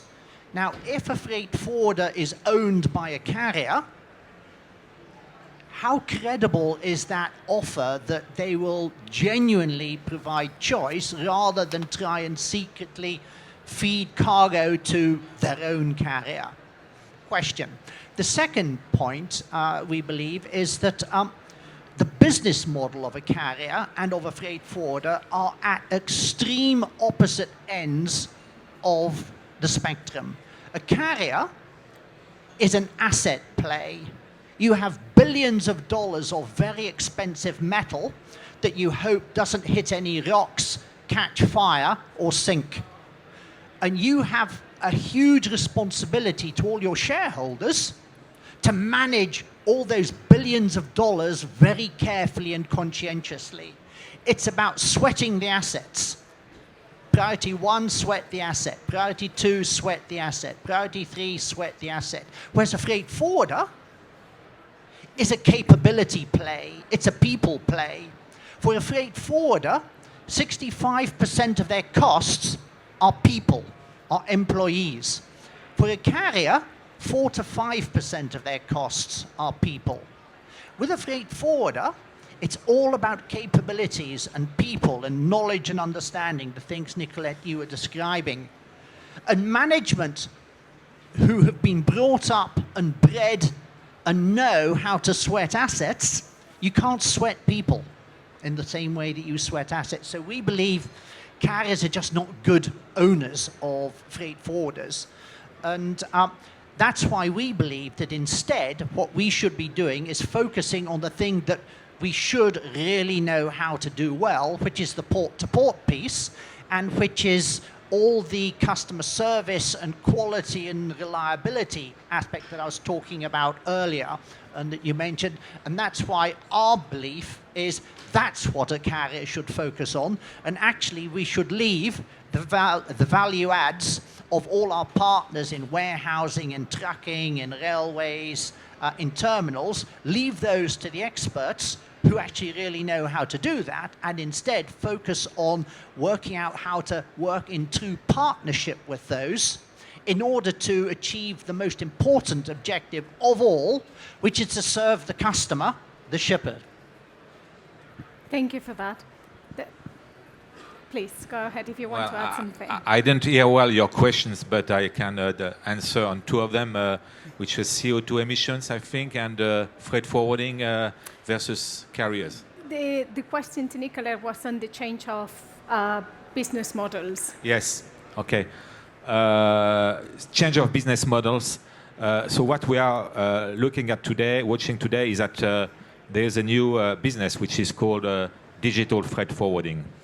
And digital freight forwarding, either for benchmarking or for booking or for contracting or for tracking and tracing, is a new business which is offered because today the connectivity of the systems, the standardization of data, the analysis of this data is not performed well by the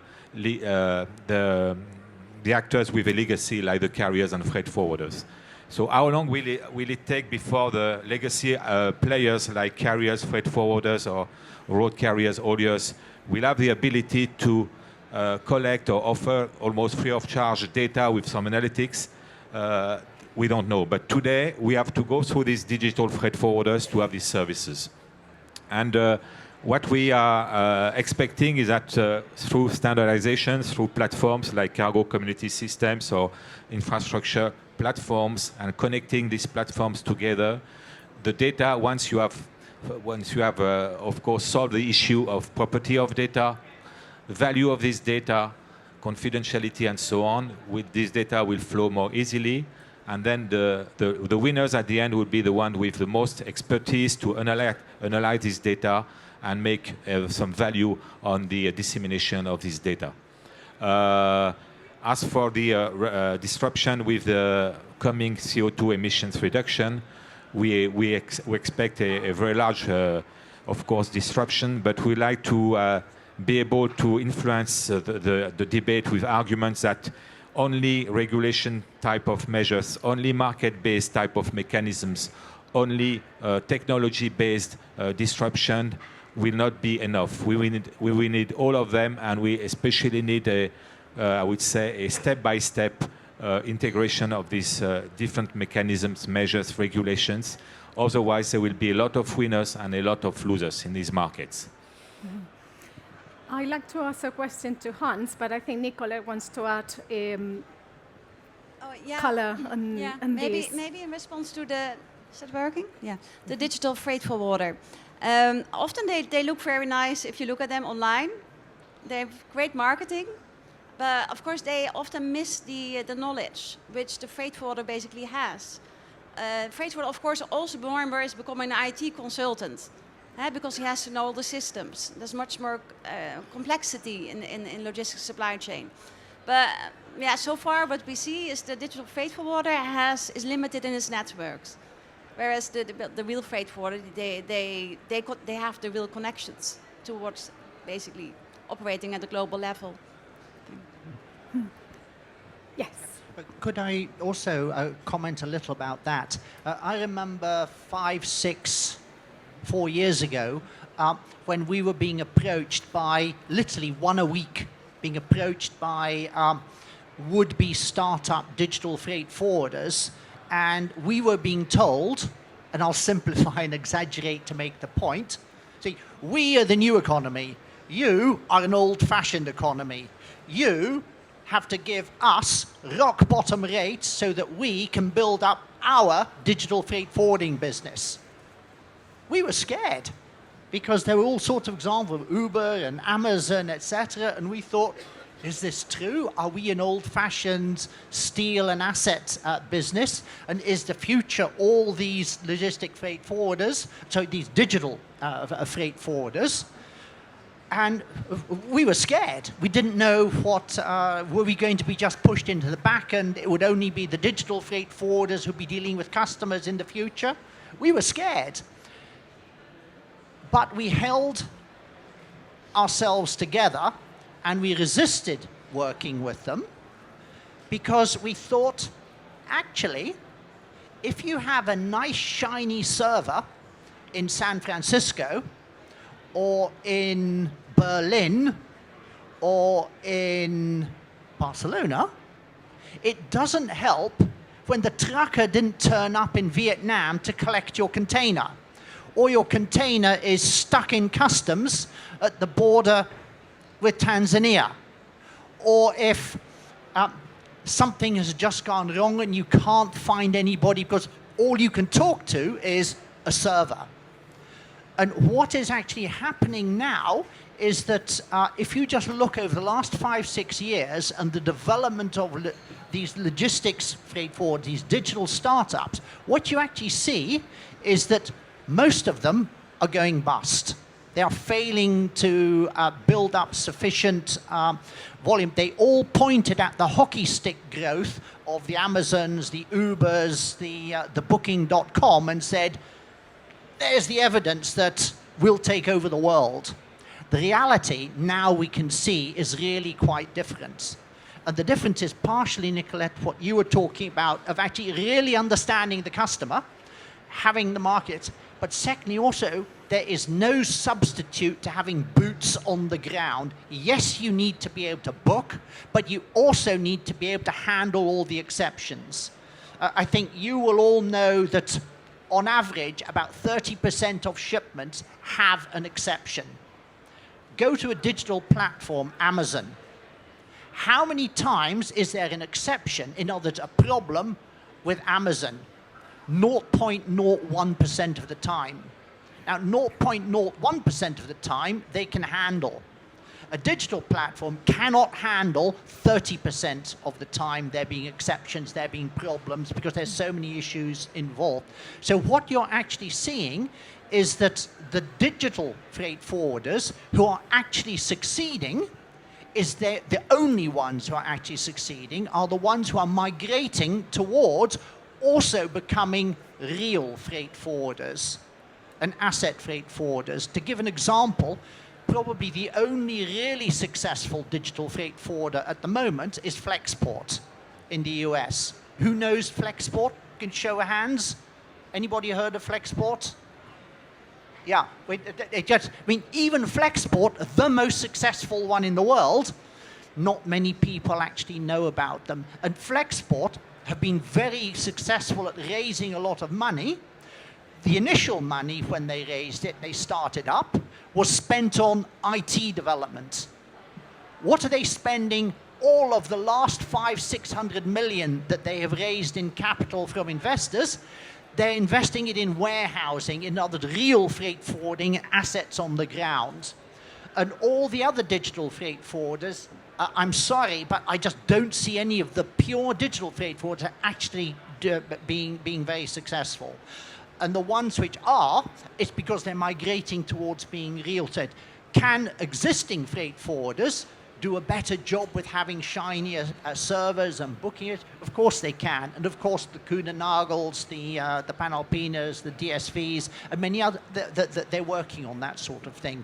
But the excitement from 3, 4, 5 years ago about logistics startups and just booking platforms, nah, the evidence is otherwise. Thank you. Sorry, I have to leave just in 1 minute. I was not saying it was a long-lasting solution. I said it's a temporary solution. It's for you people to clean your mess, align yourself. Why, as a shipper, should I have to go to 3, 7, 10 screens, intra, Apagloid, this freight forwarder, and so on, to book my container on different screens, different systems, different standards, and so on. So these digital freight forwarders, they just do the job for me, but it's costly, expensive, and maybe it won't last. Artificial intelligence will help solve some expertise aspects, but not be on the boots on the ground in Vietnam, as you say. But some expertise aspects will be compensated for the newcomers with expertise from artificial intelligence. We saw that, Nicolette knows that in the ELETA projects, we have found out that artificial intelligence can beat the human being in terms of expertise in some conditions. Maybe it's not true for my time. Sorry, I have to leave, so I will leave you. Thank you for that. I have to go to Paris. I'm just wary of time because we're running out of time for the session, and I'd like to get Hans and Henning's view on this. So Hans, can you add to this discussion, and specifically on why is IMO implementation globally important, and what is IPCSA doing in this trusted network of port community systems? So especially on the IMO 2020. It's good to have 2020 back again now, isn't it? Yeah. We deviated to the future again. But IMO 2020, the restrictions were already there, but they are now more compulsory per the April of next year. And we see that globally, our members, when they visit the port and the port authorities, that sometimes the port authorities were not even known with that fact that it is compulsory per April next year. So also in that case, we helped them, and they were really frightened. Why? Why should we change? They say, okay, look at this. Look at the IMO papers. Here it is. Very clearly described the whats, the whens, the whereabouts, etc., etc. So we help the market as well from that point of view as IPCSA members. The other way is that as the PCSs all over the world do collect as a neutral and trusted body, don't forget that, the information about vessel arrivals, about dangerous cargo, waste disposal, health declarations if it is available, if it's necessary, security, ISPS information.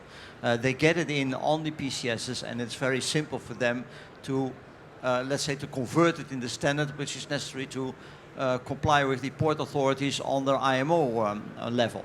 So that's the good thing we can do. So let's say the agencies need not to worry about their own standard. Just give the data. And we take care that the parties who need the data and must handle the data and do the processing gets it in the right format. So that's what the role of the IPCSA members is.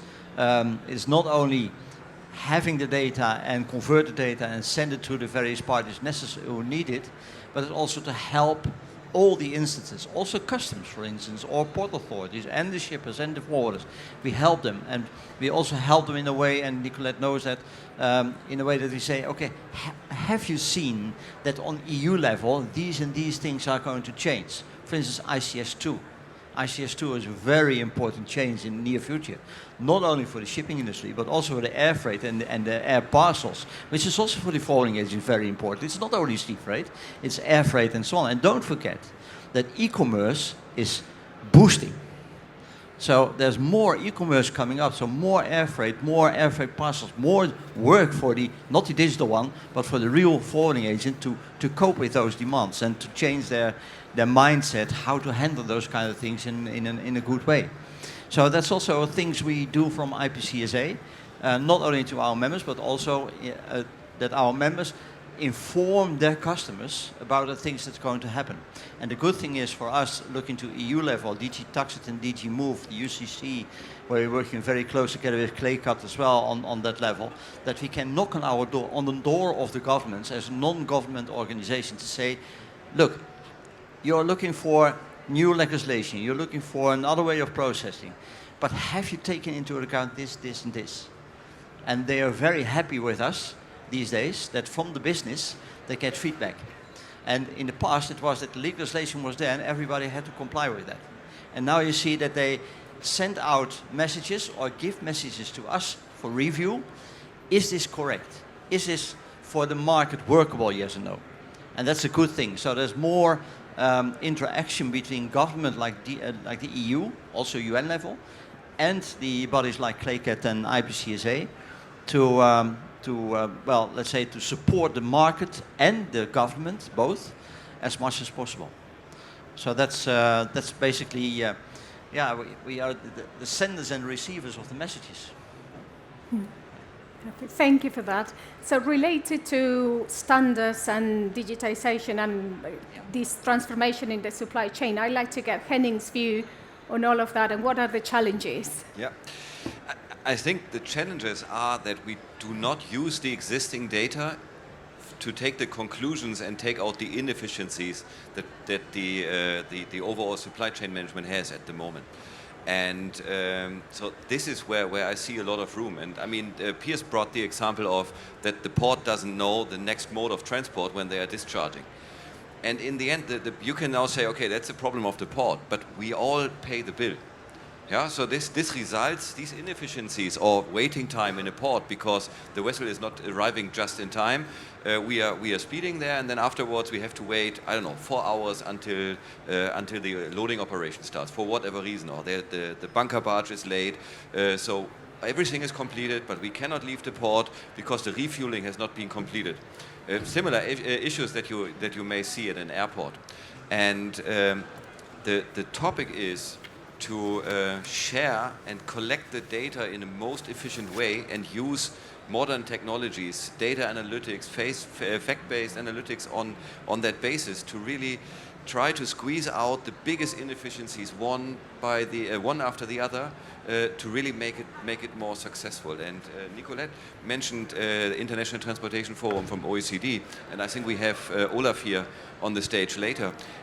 This is where we try to agree on a common set of KPIs to also identify or to make it easier to identify who is the root cause for an inefficiency.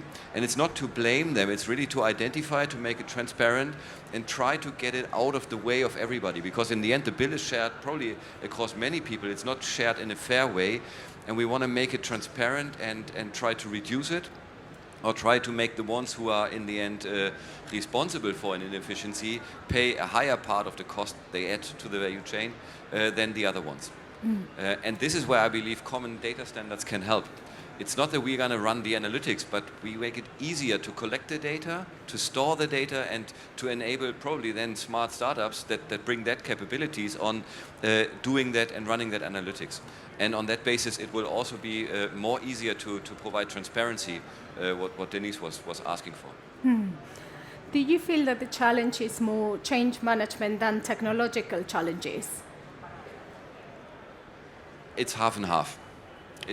I would say it's really half and half because especially with new and modern technologies, there's also a lot of uncertainty. What can this bring for me? My peers mentioned the part that, okay, is AI now taking my job if I work in customer service? No, it is not. And good example, I mean, I heard from Flexport, because they are also at WeWork in Hamburg, so we share the same office more or less. They are not only investing in assets, they are also heavily investing in customer service. So I can only agree to what you said. So they are more and more transforming into a traditional freight forwarder, which is still a relevant business model, obviously. Yeah? However, what they bring in is also this digital capabilities, and I think this is something all of the classical enterprises, be it a shipping line or a freight forwarder, need to comply with and need to tackle. So you need to make up your mind how you can become more of an IT company, at least half of it, if you want to be successful and not moved into the commodity or just asset corner finally. Thank you. So I have to check with Jordi. Do we have time to open the floor to questions? So we don't have a lot of time left, but we will open the floor to questions now. So if anyone has a question, please raise your hand.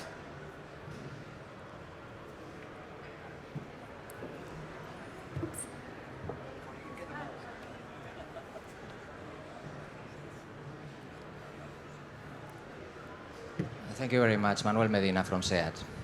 I assume the major part of the issues you explained from the panel, but I think that we need always to put it under one frame: business and economy. See, it's only a remark. I miss this part. See, assuming digitalization is something that is coming and this is not to stop, my experience is that I feel sometimes that I'm facing cool projects and not economical ones. This is one remark that I miss from your explanations. The second one is also under this same frame, economy. You are, the main question is, are we ready for 2020? I have one open question. We are now building the budget for the next year.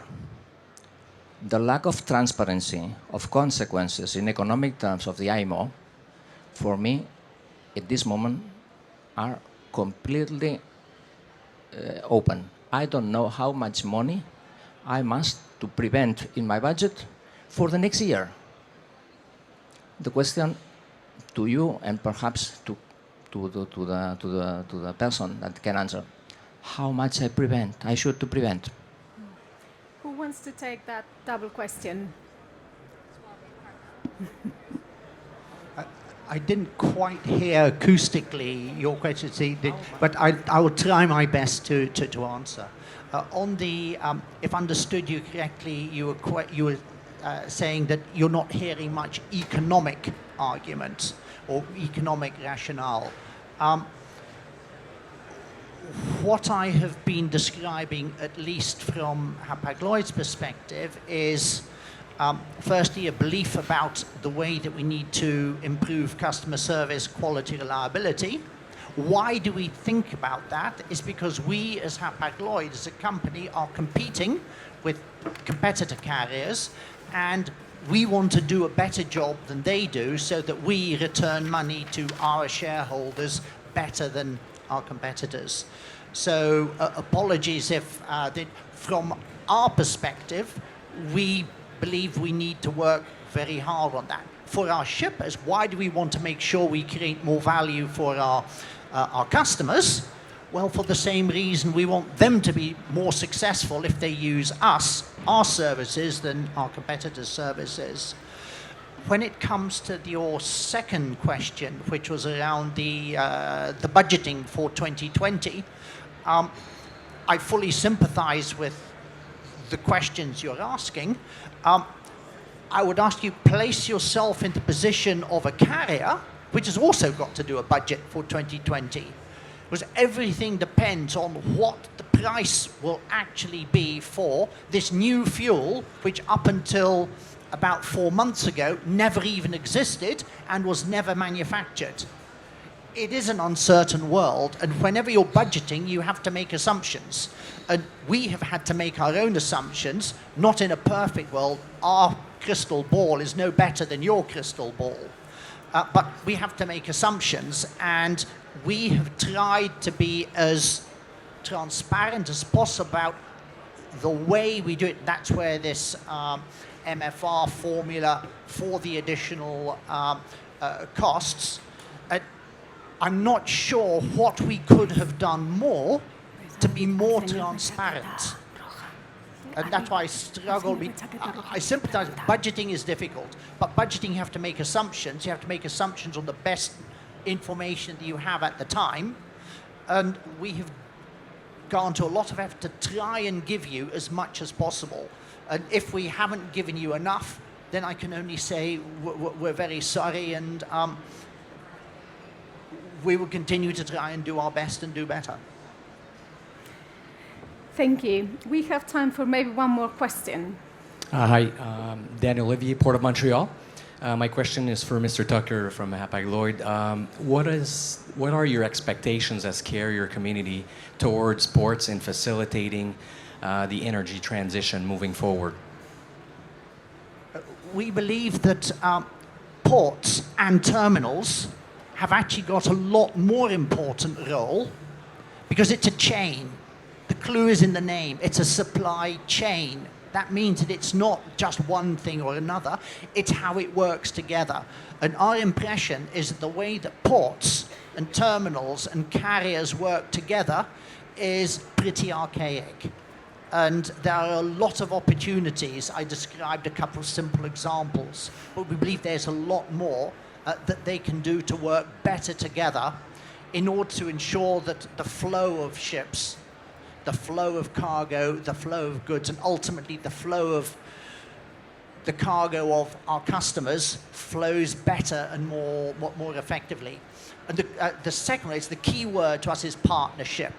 It's not about ownership, it's about partnership. And it's getting away from the somewhat confrontational approach that seems to pervade in many places.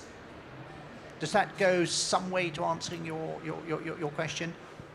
Yeah, for sure. But what are your expectations in terms of ports being able to provide a portfolio of different energy or fuels, LNG? The Port of Antwerp, I think, has announced that they will have a fuel mix including hydrogen, et cetera, by 2020. So, what is your vision in terms of ports facilitating that energy transition for carriers? There are several aspects. There are several aspects to that, and one of the biggest one is the regulations around how you are permitted to do bunkering and fueling, and we are looking a lot at LNG. Now, in order to bunker with LNG, because it's a gas, it's dangerous, there's a lot of safety restrictions, the rules which will permit bunkering simultaneous operations to be done in ports, it takes a long time to work that through. The leading ports doing that at the moment are Rotterdam and Singapore, but in order to bunker with a lot more LNG around the world, ports will need to work quickly together with the terminals, together with the classification societies, in order to make it possible and authorized to do LNG bunkering in ports. The availability of fuels, that's for the terminal operators and the fuel suppliers. I'm afraid we are now out of time, so I will have to finish the session here. Thank you very much for your wonderful contributions, and please join me in thanking our panelists today, and we finish this session. Thank you.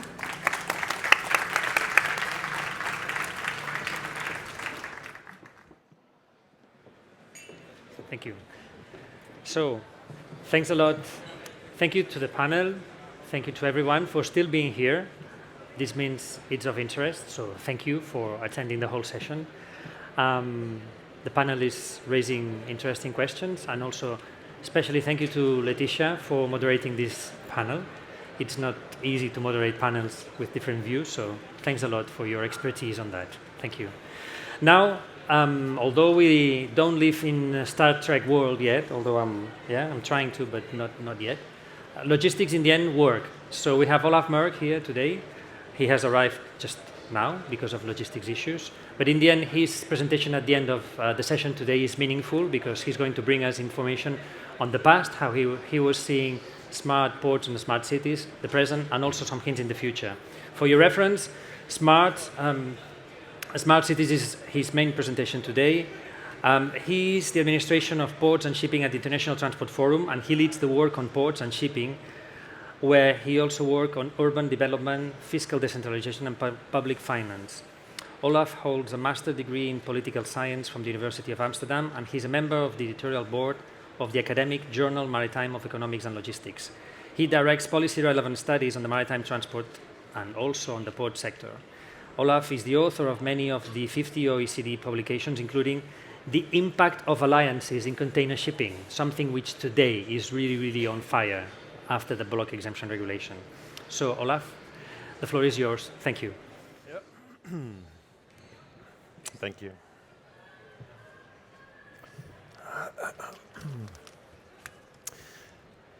Yes, thank you very much. Thank you, first of all, for the invitation. Thanks so much also for your flexibility. I'm glad to be finally here and to tell you a few things on what was originally announced as transparency and new trends in maritime shipping. And what I will do basically is try to put this into context of the smart cities, the smart ports. I just have to make sure that I know how this works. Yes, like this probably. Yes. So basically what I'll do is put this in the context. We are, of course, here in the Smart Ports Conference as part of the Smart City Expo. So I'll try to make the link between the two. And the reason why I wanted to do that in particular is also because we did a lot of work on port cities a couple of years ago. I was in charge of the program of the OECD on port cities that run between 2010 and 2013. This is the synthesis report of all that work, that it is based on more than a dozen of different case studies of different port cities in the world. So the question I basically want to try to answer here is what has changed since then, basically? What has changed since we finished our work, and what does that mean for the years ahead? And what I will say here is that, in my view, there are basically 5 different things that have changed over the last 6 years. I'll start with the first one, which I think is the re-emergence of geopolitics. Of course, the year when we ended our project, 2013, was also the year, let's say, of the official start of the Chinese Belt and Road initiatives, with 2 pivotal speeches of the Chinese President Xi Jinping, which in a way is also the confirmation that we are again witnessing great power competition, and this is playing out in the field that we are talking about, in the field of ports and maritime transports corridors, which means that ports have become, and also the corridors leading to these ports have become strategic assets. Of course, everybody knows what is the Belt and Road Initiative, and what we have seen over the last years is very quickly a lot of the Chinese flags being part of port areas all over the world. This is in Piraeus in Greece, which of course in Europe is a prime example, but over the last 5 years we have seen that this has gone very quickly. In our calculations, we come to around 10% of the container terminal capacity in Europe that is now run by Chinese state-owned companies. 5 years ago, that was basically 0. And what we think, there are scenarios, we looked at this, where it is possible that in the next 5 years this share will raise to 25 to even 50% in some scenarios. So this can go very quickly. Now, military ports, commercial ports have for a long time been disintegrated, at least in Europe, maybe particularly in Europe. And it might be time to actually revisit that disintegration. And that is actually also the view, seems to be the view of the new European Commission that states in its letter to the new Transport Commissioner to come up with the implementation of a dual-use infrastructure project to improve military mobility.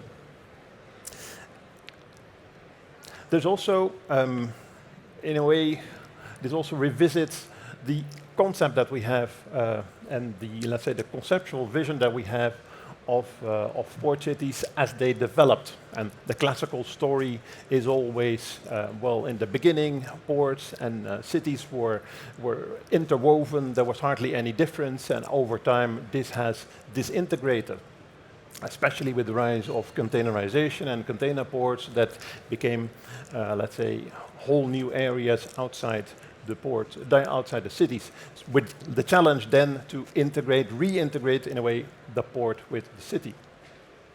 Well, you might actually want to revisit that by looking also what actually was also the reality in the past. I took here a picture that I thought was interesting for several reasons. It's, well, it happens to be actually the place where my late grandfather lived. Not at that time, because this was 1573, which is also an important date in Dutch history, because this is, as you actually also see on this picture, this is also the date when some of the Spanish people that were occupying the city were actually thrown out of the city.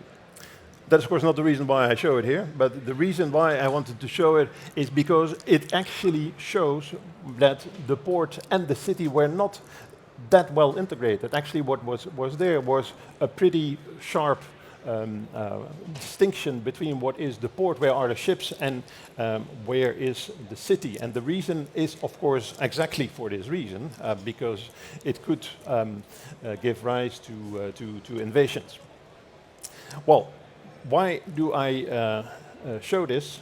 Basically also because when you think about smart ports and smart port cities, that has an impact on, well, what you can actually do. And smart in this respect might actually also become a security concern. I only give one example. Huawei, the Chinese telecommunications giant, is now running the information systems of the port of Piraeus, and some of the military observers have had serious questions, at least when it comes to security, about that. So that is the first development, the re-emergence, the rebirth of geopolitics. I think the second thing that has happened is that we have actually reached the limits in many cases. Reaching the limits of the absorption capacity of a lot of the port cities. This obviously is the case of Venice, where, let's say, the absorption capacity of the city when it comes to cruise shipping and cruise tourists has been tested, well, let's say, to the maximum. And obviously it's very obvious in cruise shipping, where a lot of port cities have citizens that clearly have had enough of cruise shipping and cruise tourism. And that is also translated then in political decisions that you may like or not like, but that are now taking place, with some of the mayors actually banning cruise tourism or putting a maximum on the number of tourists, or finding all kinds of other measures that the cruise sector might not actually like. I think it's not only important for cruise tourism. In a way, cruise tourism is and cruise shipping is can be considered also of some sort of the form of the containerization of tourism. And of course, the same issues actually also apply to container shipping. Ships have become much bigger in cruise shipping, in container shipping, leading to instant peaks that ports or cities have to absorb. And there, in a way, we also reached the limits of size, the limits of what can possibly be absorbed by a maritime logistics system. This is an example of, well, by coincidence, a Chinese ship that was stranded at one of the large rivers in Europe, and it took several days and I think 13 tugboats to, in the end, get this ship floating again. This is just one, let's say, of the examples of what can happen with these very large ships. There are insurance companies that make calculations and say, well, what happens if a ship like this actually has a very serious accident? And then they calculate the value of this at around $4 billion. That is when we talk about accidents, but actually when we talk about operations, there's also a lot of things similar to, let's say, to cruise shipping. How can a port, but also, let's say, a port city at large, actually absorb all the different peaks that are related to these huge ships? Of course, the opposition here from citizens is a little bit more diffuse because they're not directly affected. A lot of these container terminals are actually outside of the city, so they are less visible. But there is, of course, a link with the citizen as a taxpayer that has to bring up the money to continuously update ports and logistics systems. And that brings me to the third new development. It's not entirely new, which I called tricky governance problems. And of course, governance is always difficult, we know this, but I think there are new developments that make this particularly difficult now. This is, for those who don't play chess, this is someone who is playing simultaneous chess, so playing on a lot of different chess boards at the same time. And I think, in a way, this is also a nice metaphor for the port authority, because the authority has to play on a lot of different boards at the same time, trying to reconcile a lot of different interests at the same time.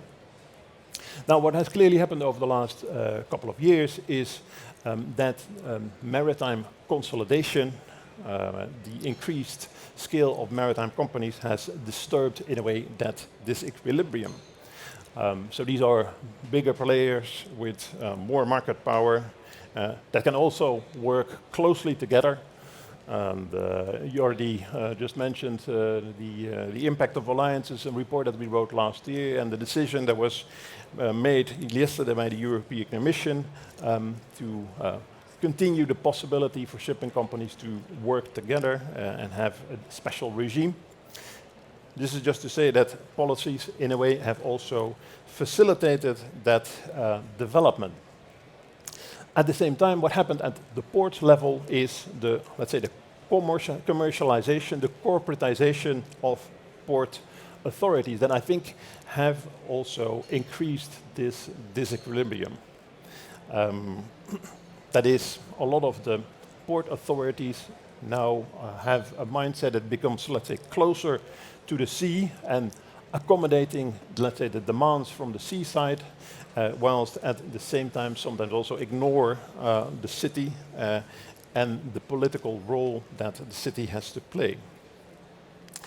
A lot of the ports, as a result, have become very concerned about, well, who is actually playing still in the Champions League of ports, who are, let's say, the big ports that are the winners, that are able to attract the top players, and who is the loser. So a lot of it is now actually focused on attracting lines and on attracting terminals. Much less focus is maybe on the value added for the territory. Now, of course, this is also something that is difficult to govern in a way, because there are a lot of different governance levels. Of course, ports are, let's say, at the port level, the local level, and a lot of the issues that we're talking about are also global issues, sometimes national or regional issues. And in a way, this is also where, let's say, the difficulty, the tricky part of this governance discussion is about. Mayors do not go to the IMO meetings, the International Maritime Organization.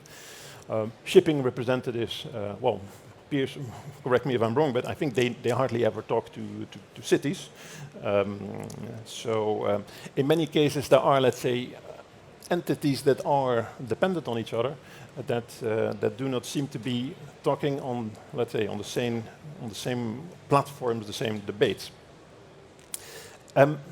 So for me, talking about smart port cities, that then also means either the port is going to care more for its citizens and the firms that are in the region, or cities start to develop a sensible shipping strategy.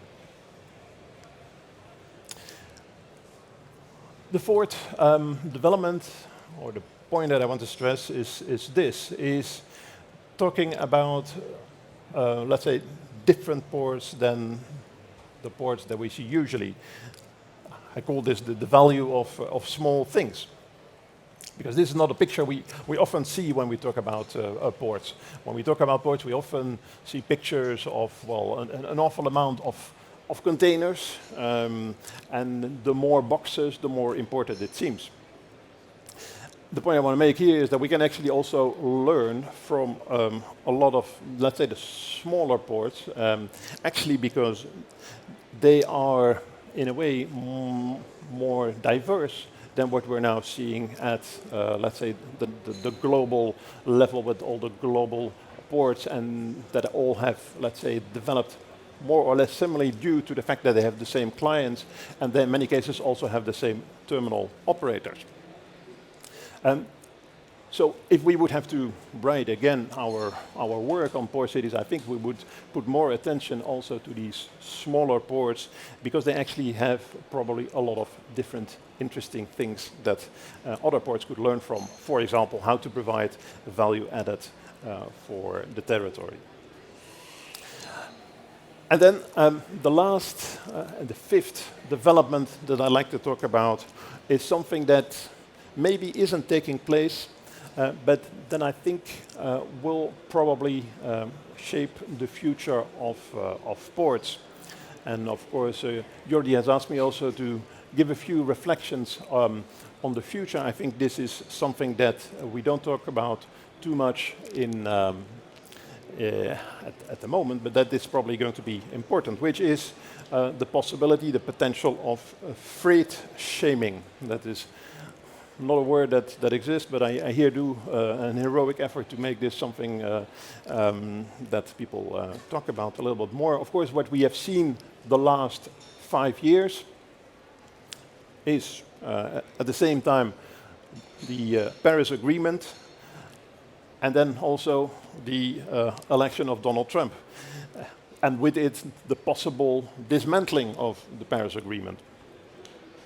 And at the same time, in that same context, we also have seen exemplary role models, which I think Greta Thunberg certainly represents. She has, of course, been an inspiration for the flight shame movement, and this is something that actually now also appears in a lot of the statistics, with an uptake on rail traffic and also a decline in some countries of the flights and aviation. But if you look at this picture, there's actually also something else. And for me, this picture is also an illustration of the fact that zero carbon shipping actually still is pretty far away. It was actually pretty difficult for her to, and quite an ordeal to go and, to cross the Atlantic. And that is something, of course, that is dealt in a lot of different gremia at the moment. But I think it also has certain lessons for the port sector. An obvious example, which I think might already be taking place, is cruise shaming. In a way, because this, of course, is a very carbon-intensive way of traveling. Also, in a way, because it is actually less essential than a lot of the air traffic. So what I would expect looking forward is that this is going to be more important. But then, of course, the question is also, can we actually not also expect something similar with respect to maritime trade and freight? And there, I think we will see that people also start to ask questions, do we really want to use, let's say, energy-intensive ways of, well, using the way of transport from all over the world to get your mangoes on your dinner table? Is that really what you want? And there are some developments that are taking place. I remember having seen the strategic plan of the Port of Vancouver 2050 that presented different scenarios. One of the scenarios was actually alternative economic models, and in that scenario, the local consumption would actually be also from local production, which means that the port would actually see declining volumes. Well, it seemed a little bit science fiction at that point, but actually when you look at some of the numbers, and we recently checked some of the numbers for the French ports, what you see is that the projections show if you actually use less fossil fuels, and if the movement is going to continue, a lot of the ports will actually be confronted with kind of a flat projections for the future. That is, let's say, business as usual. Of course, a lot of things can happen.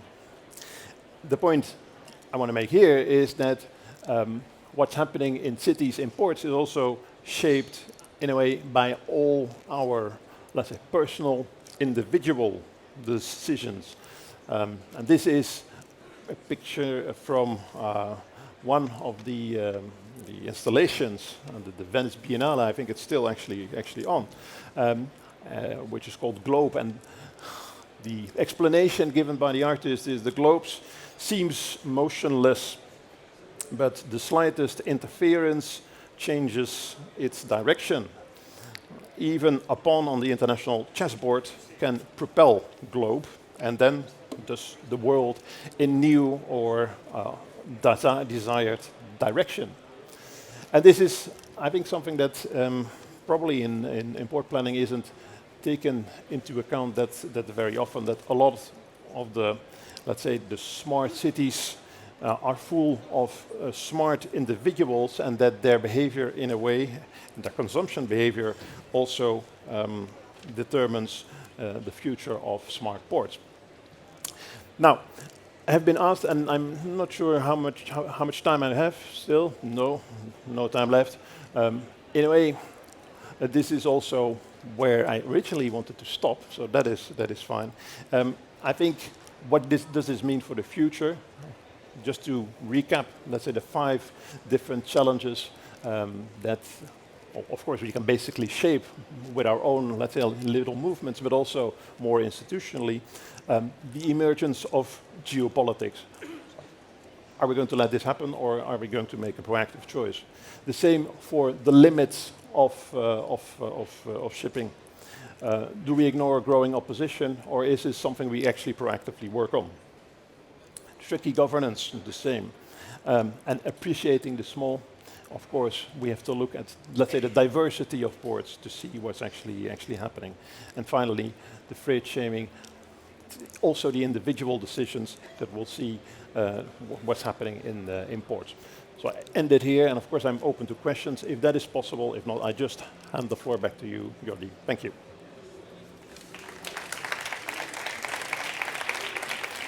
Thank you very much, Olaf. Thanks a lot. Thank you. So, this is the end. And before we go into the SmartPorts booth to have some kind of networking lunch where you are all invited, and sponsored by Barcelona Port and also from the European Shippers Council. Just the conclusion, very, very sharp conclusions. I mean, in fact, we saw today what's ahead, if we are ready or not to deliver. We saw a lot of uncertainty, which is true. BER, block exemption regulation, something that triggered yesterday. New approach to customer relationship, this is good, and this is fine for us. And cooperation with the ESA, with the CSA, so everything is just a mixture of feelings, yeah? So something which is uncertain, IMO 2020, how it's going to be applied, but however, we have customer relationships, customer care, cooperation with the CSA, so all in one go. Star Trek is here, and let's go and let's move ahead for the smart ports.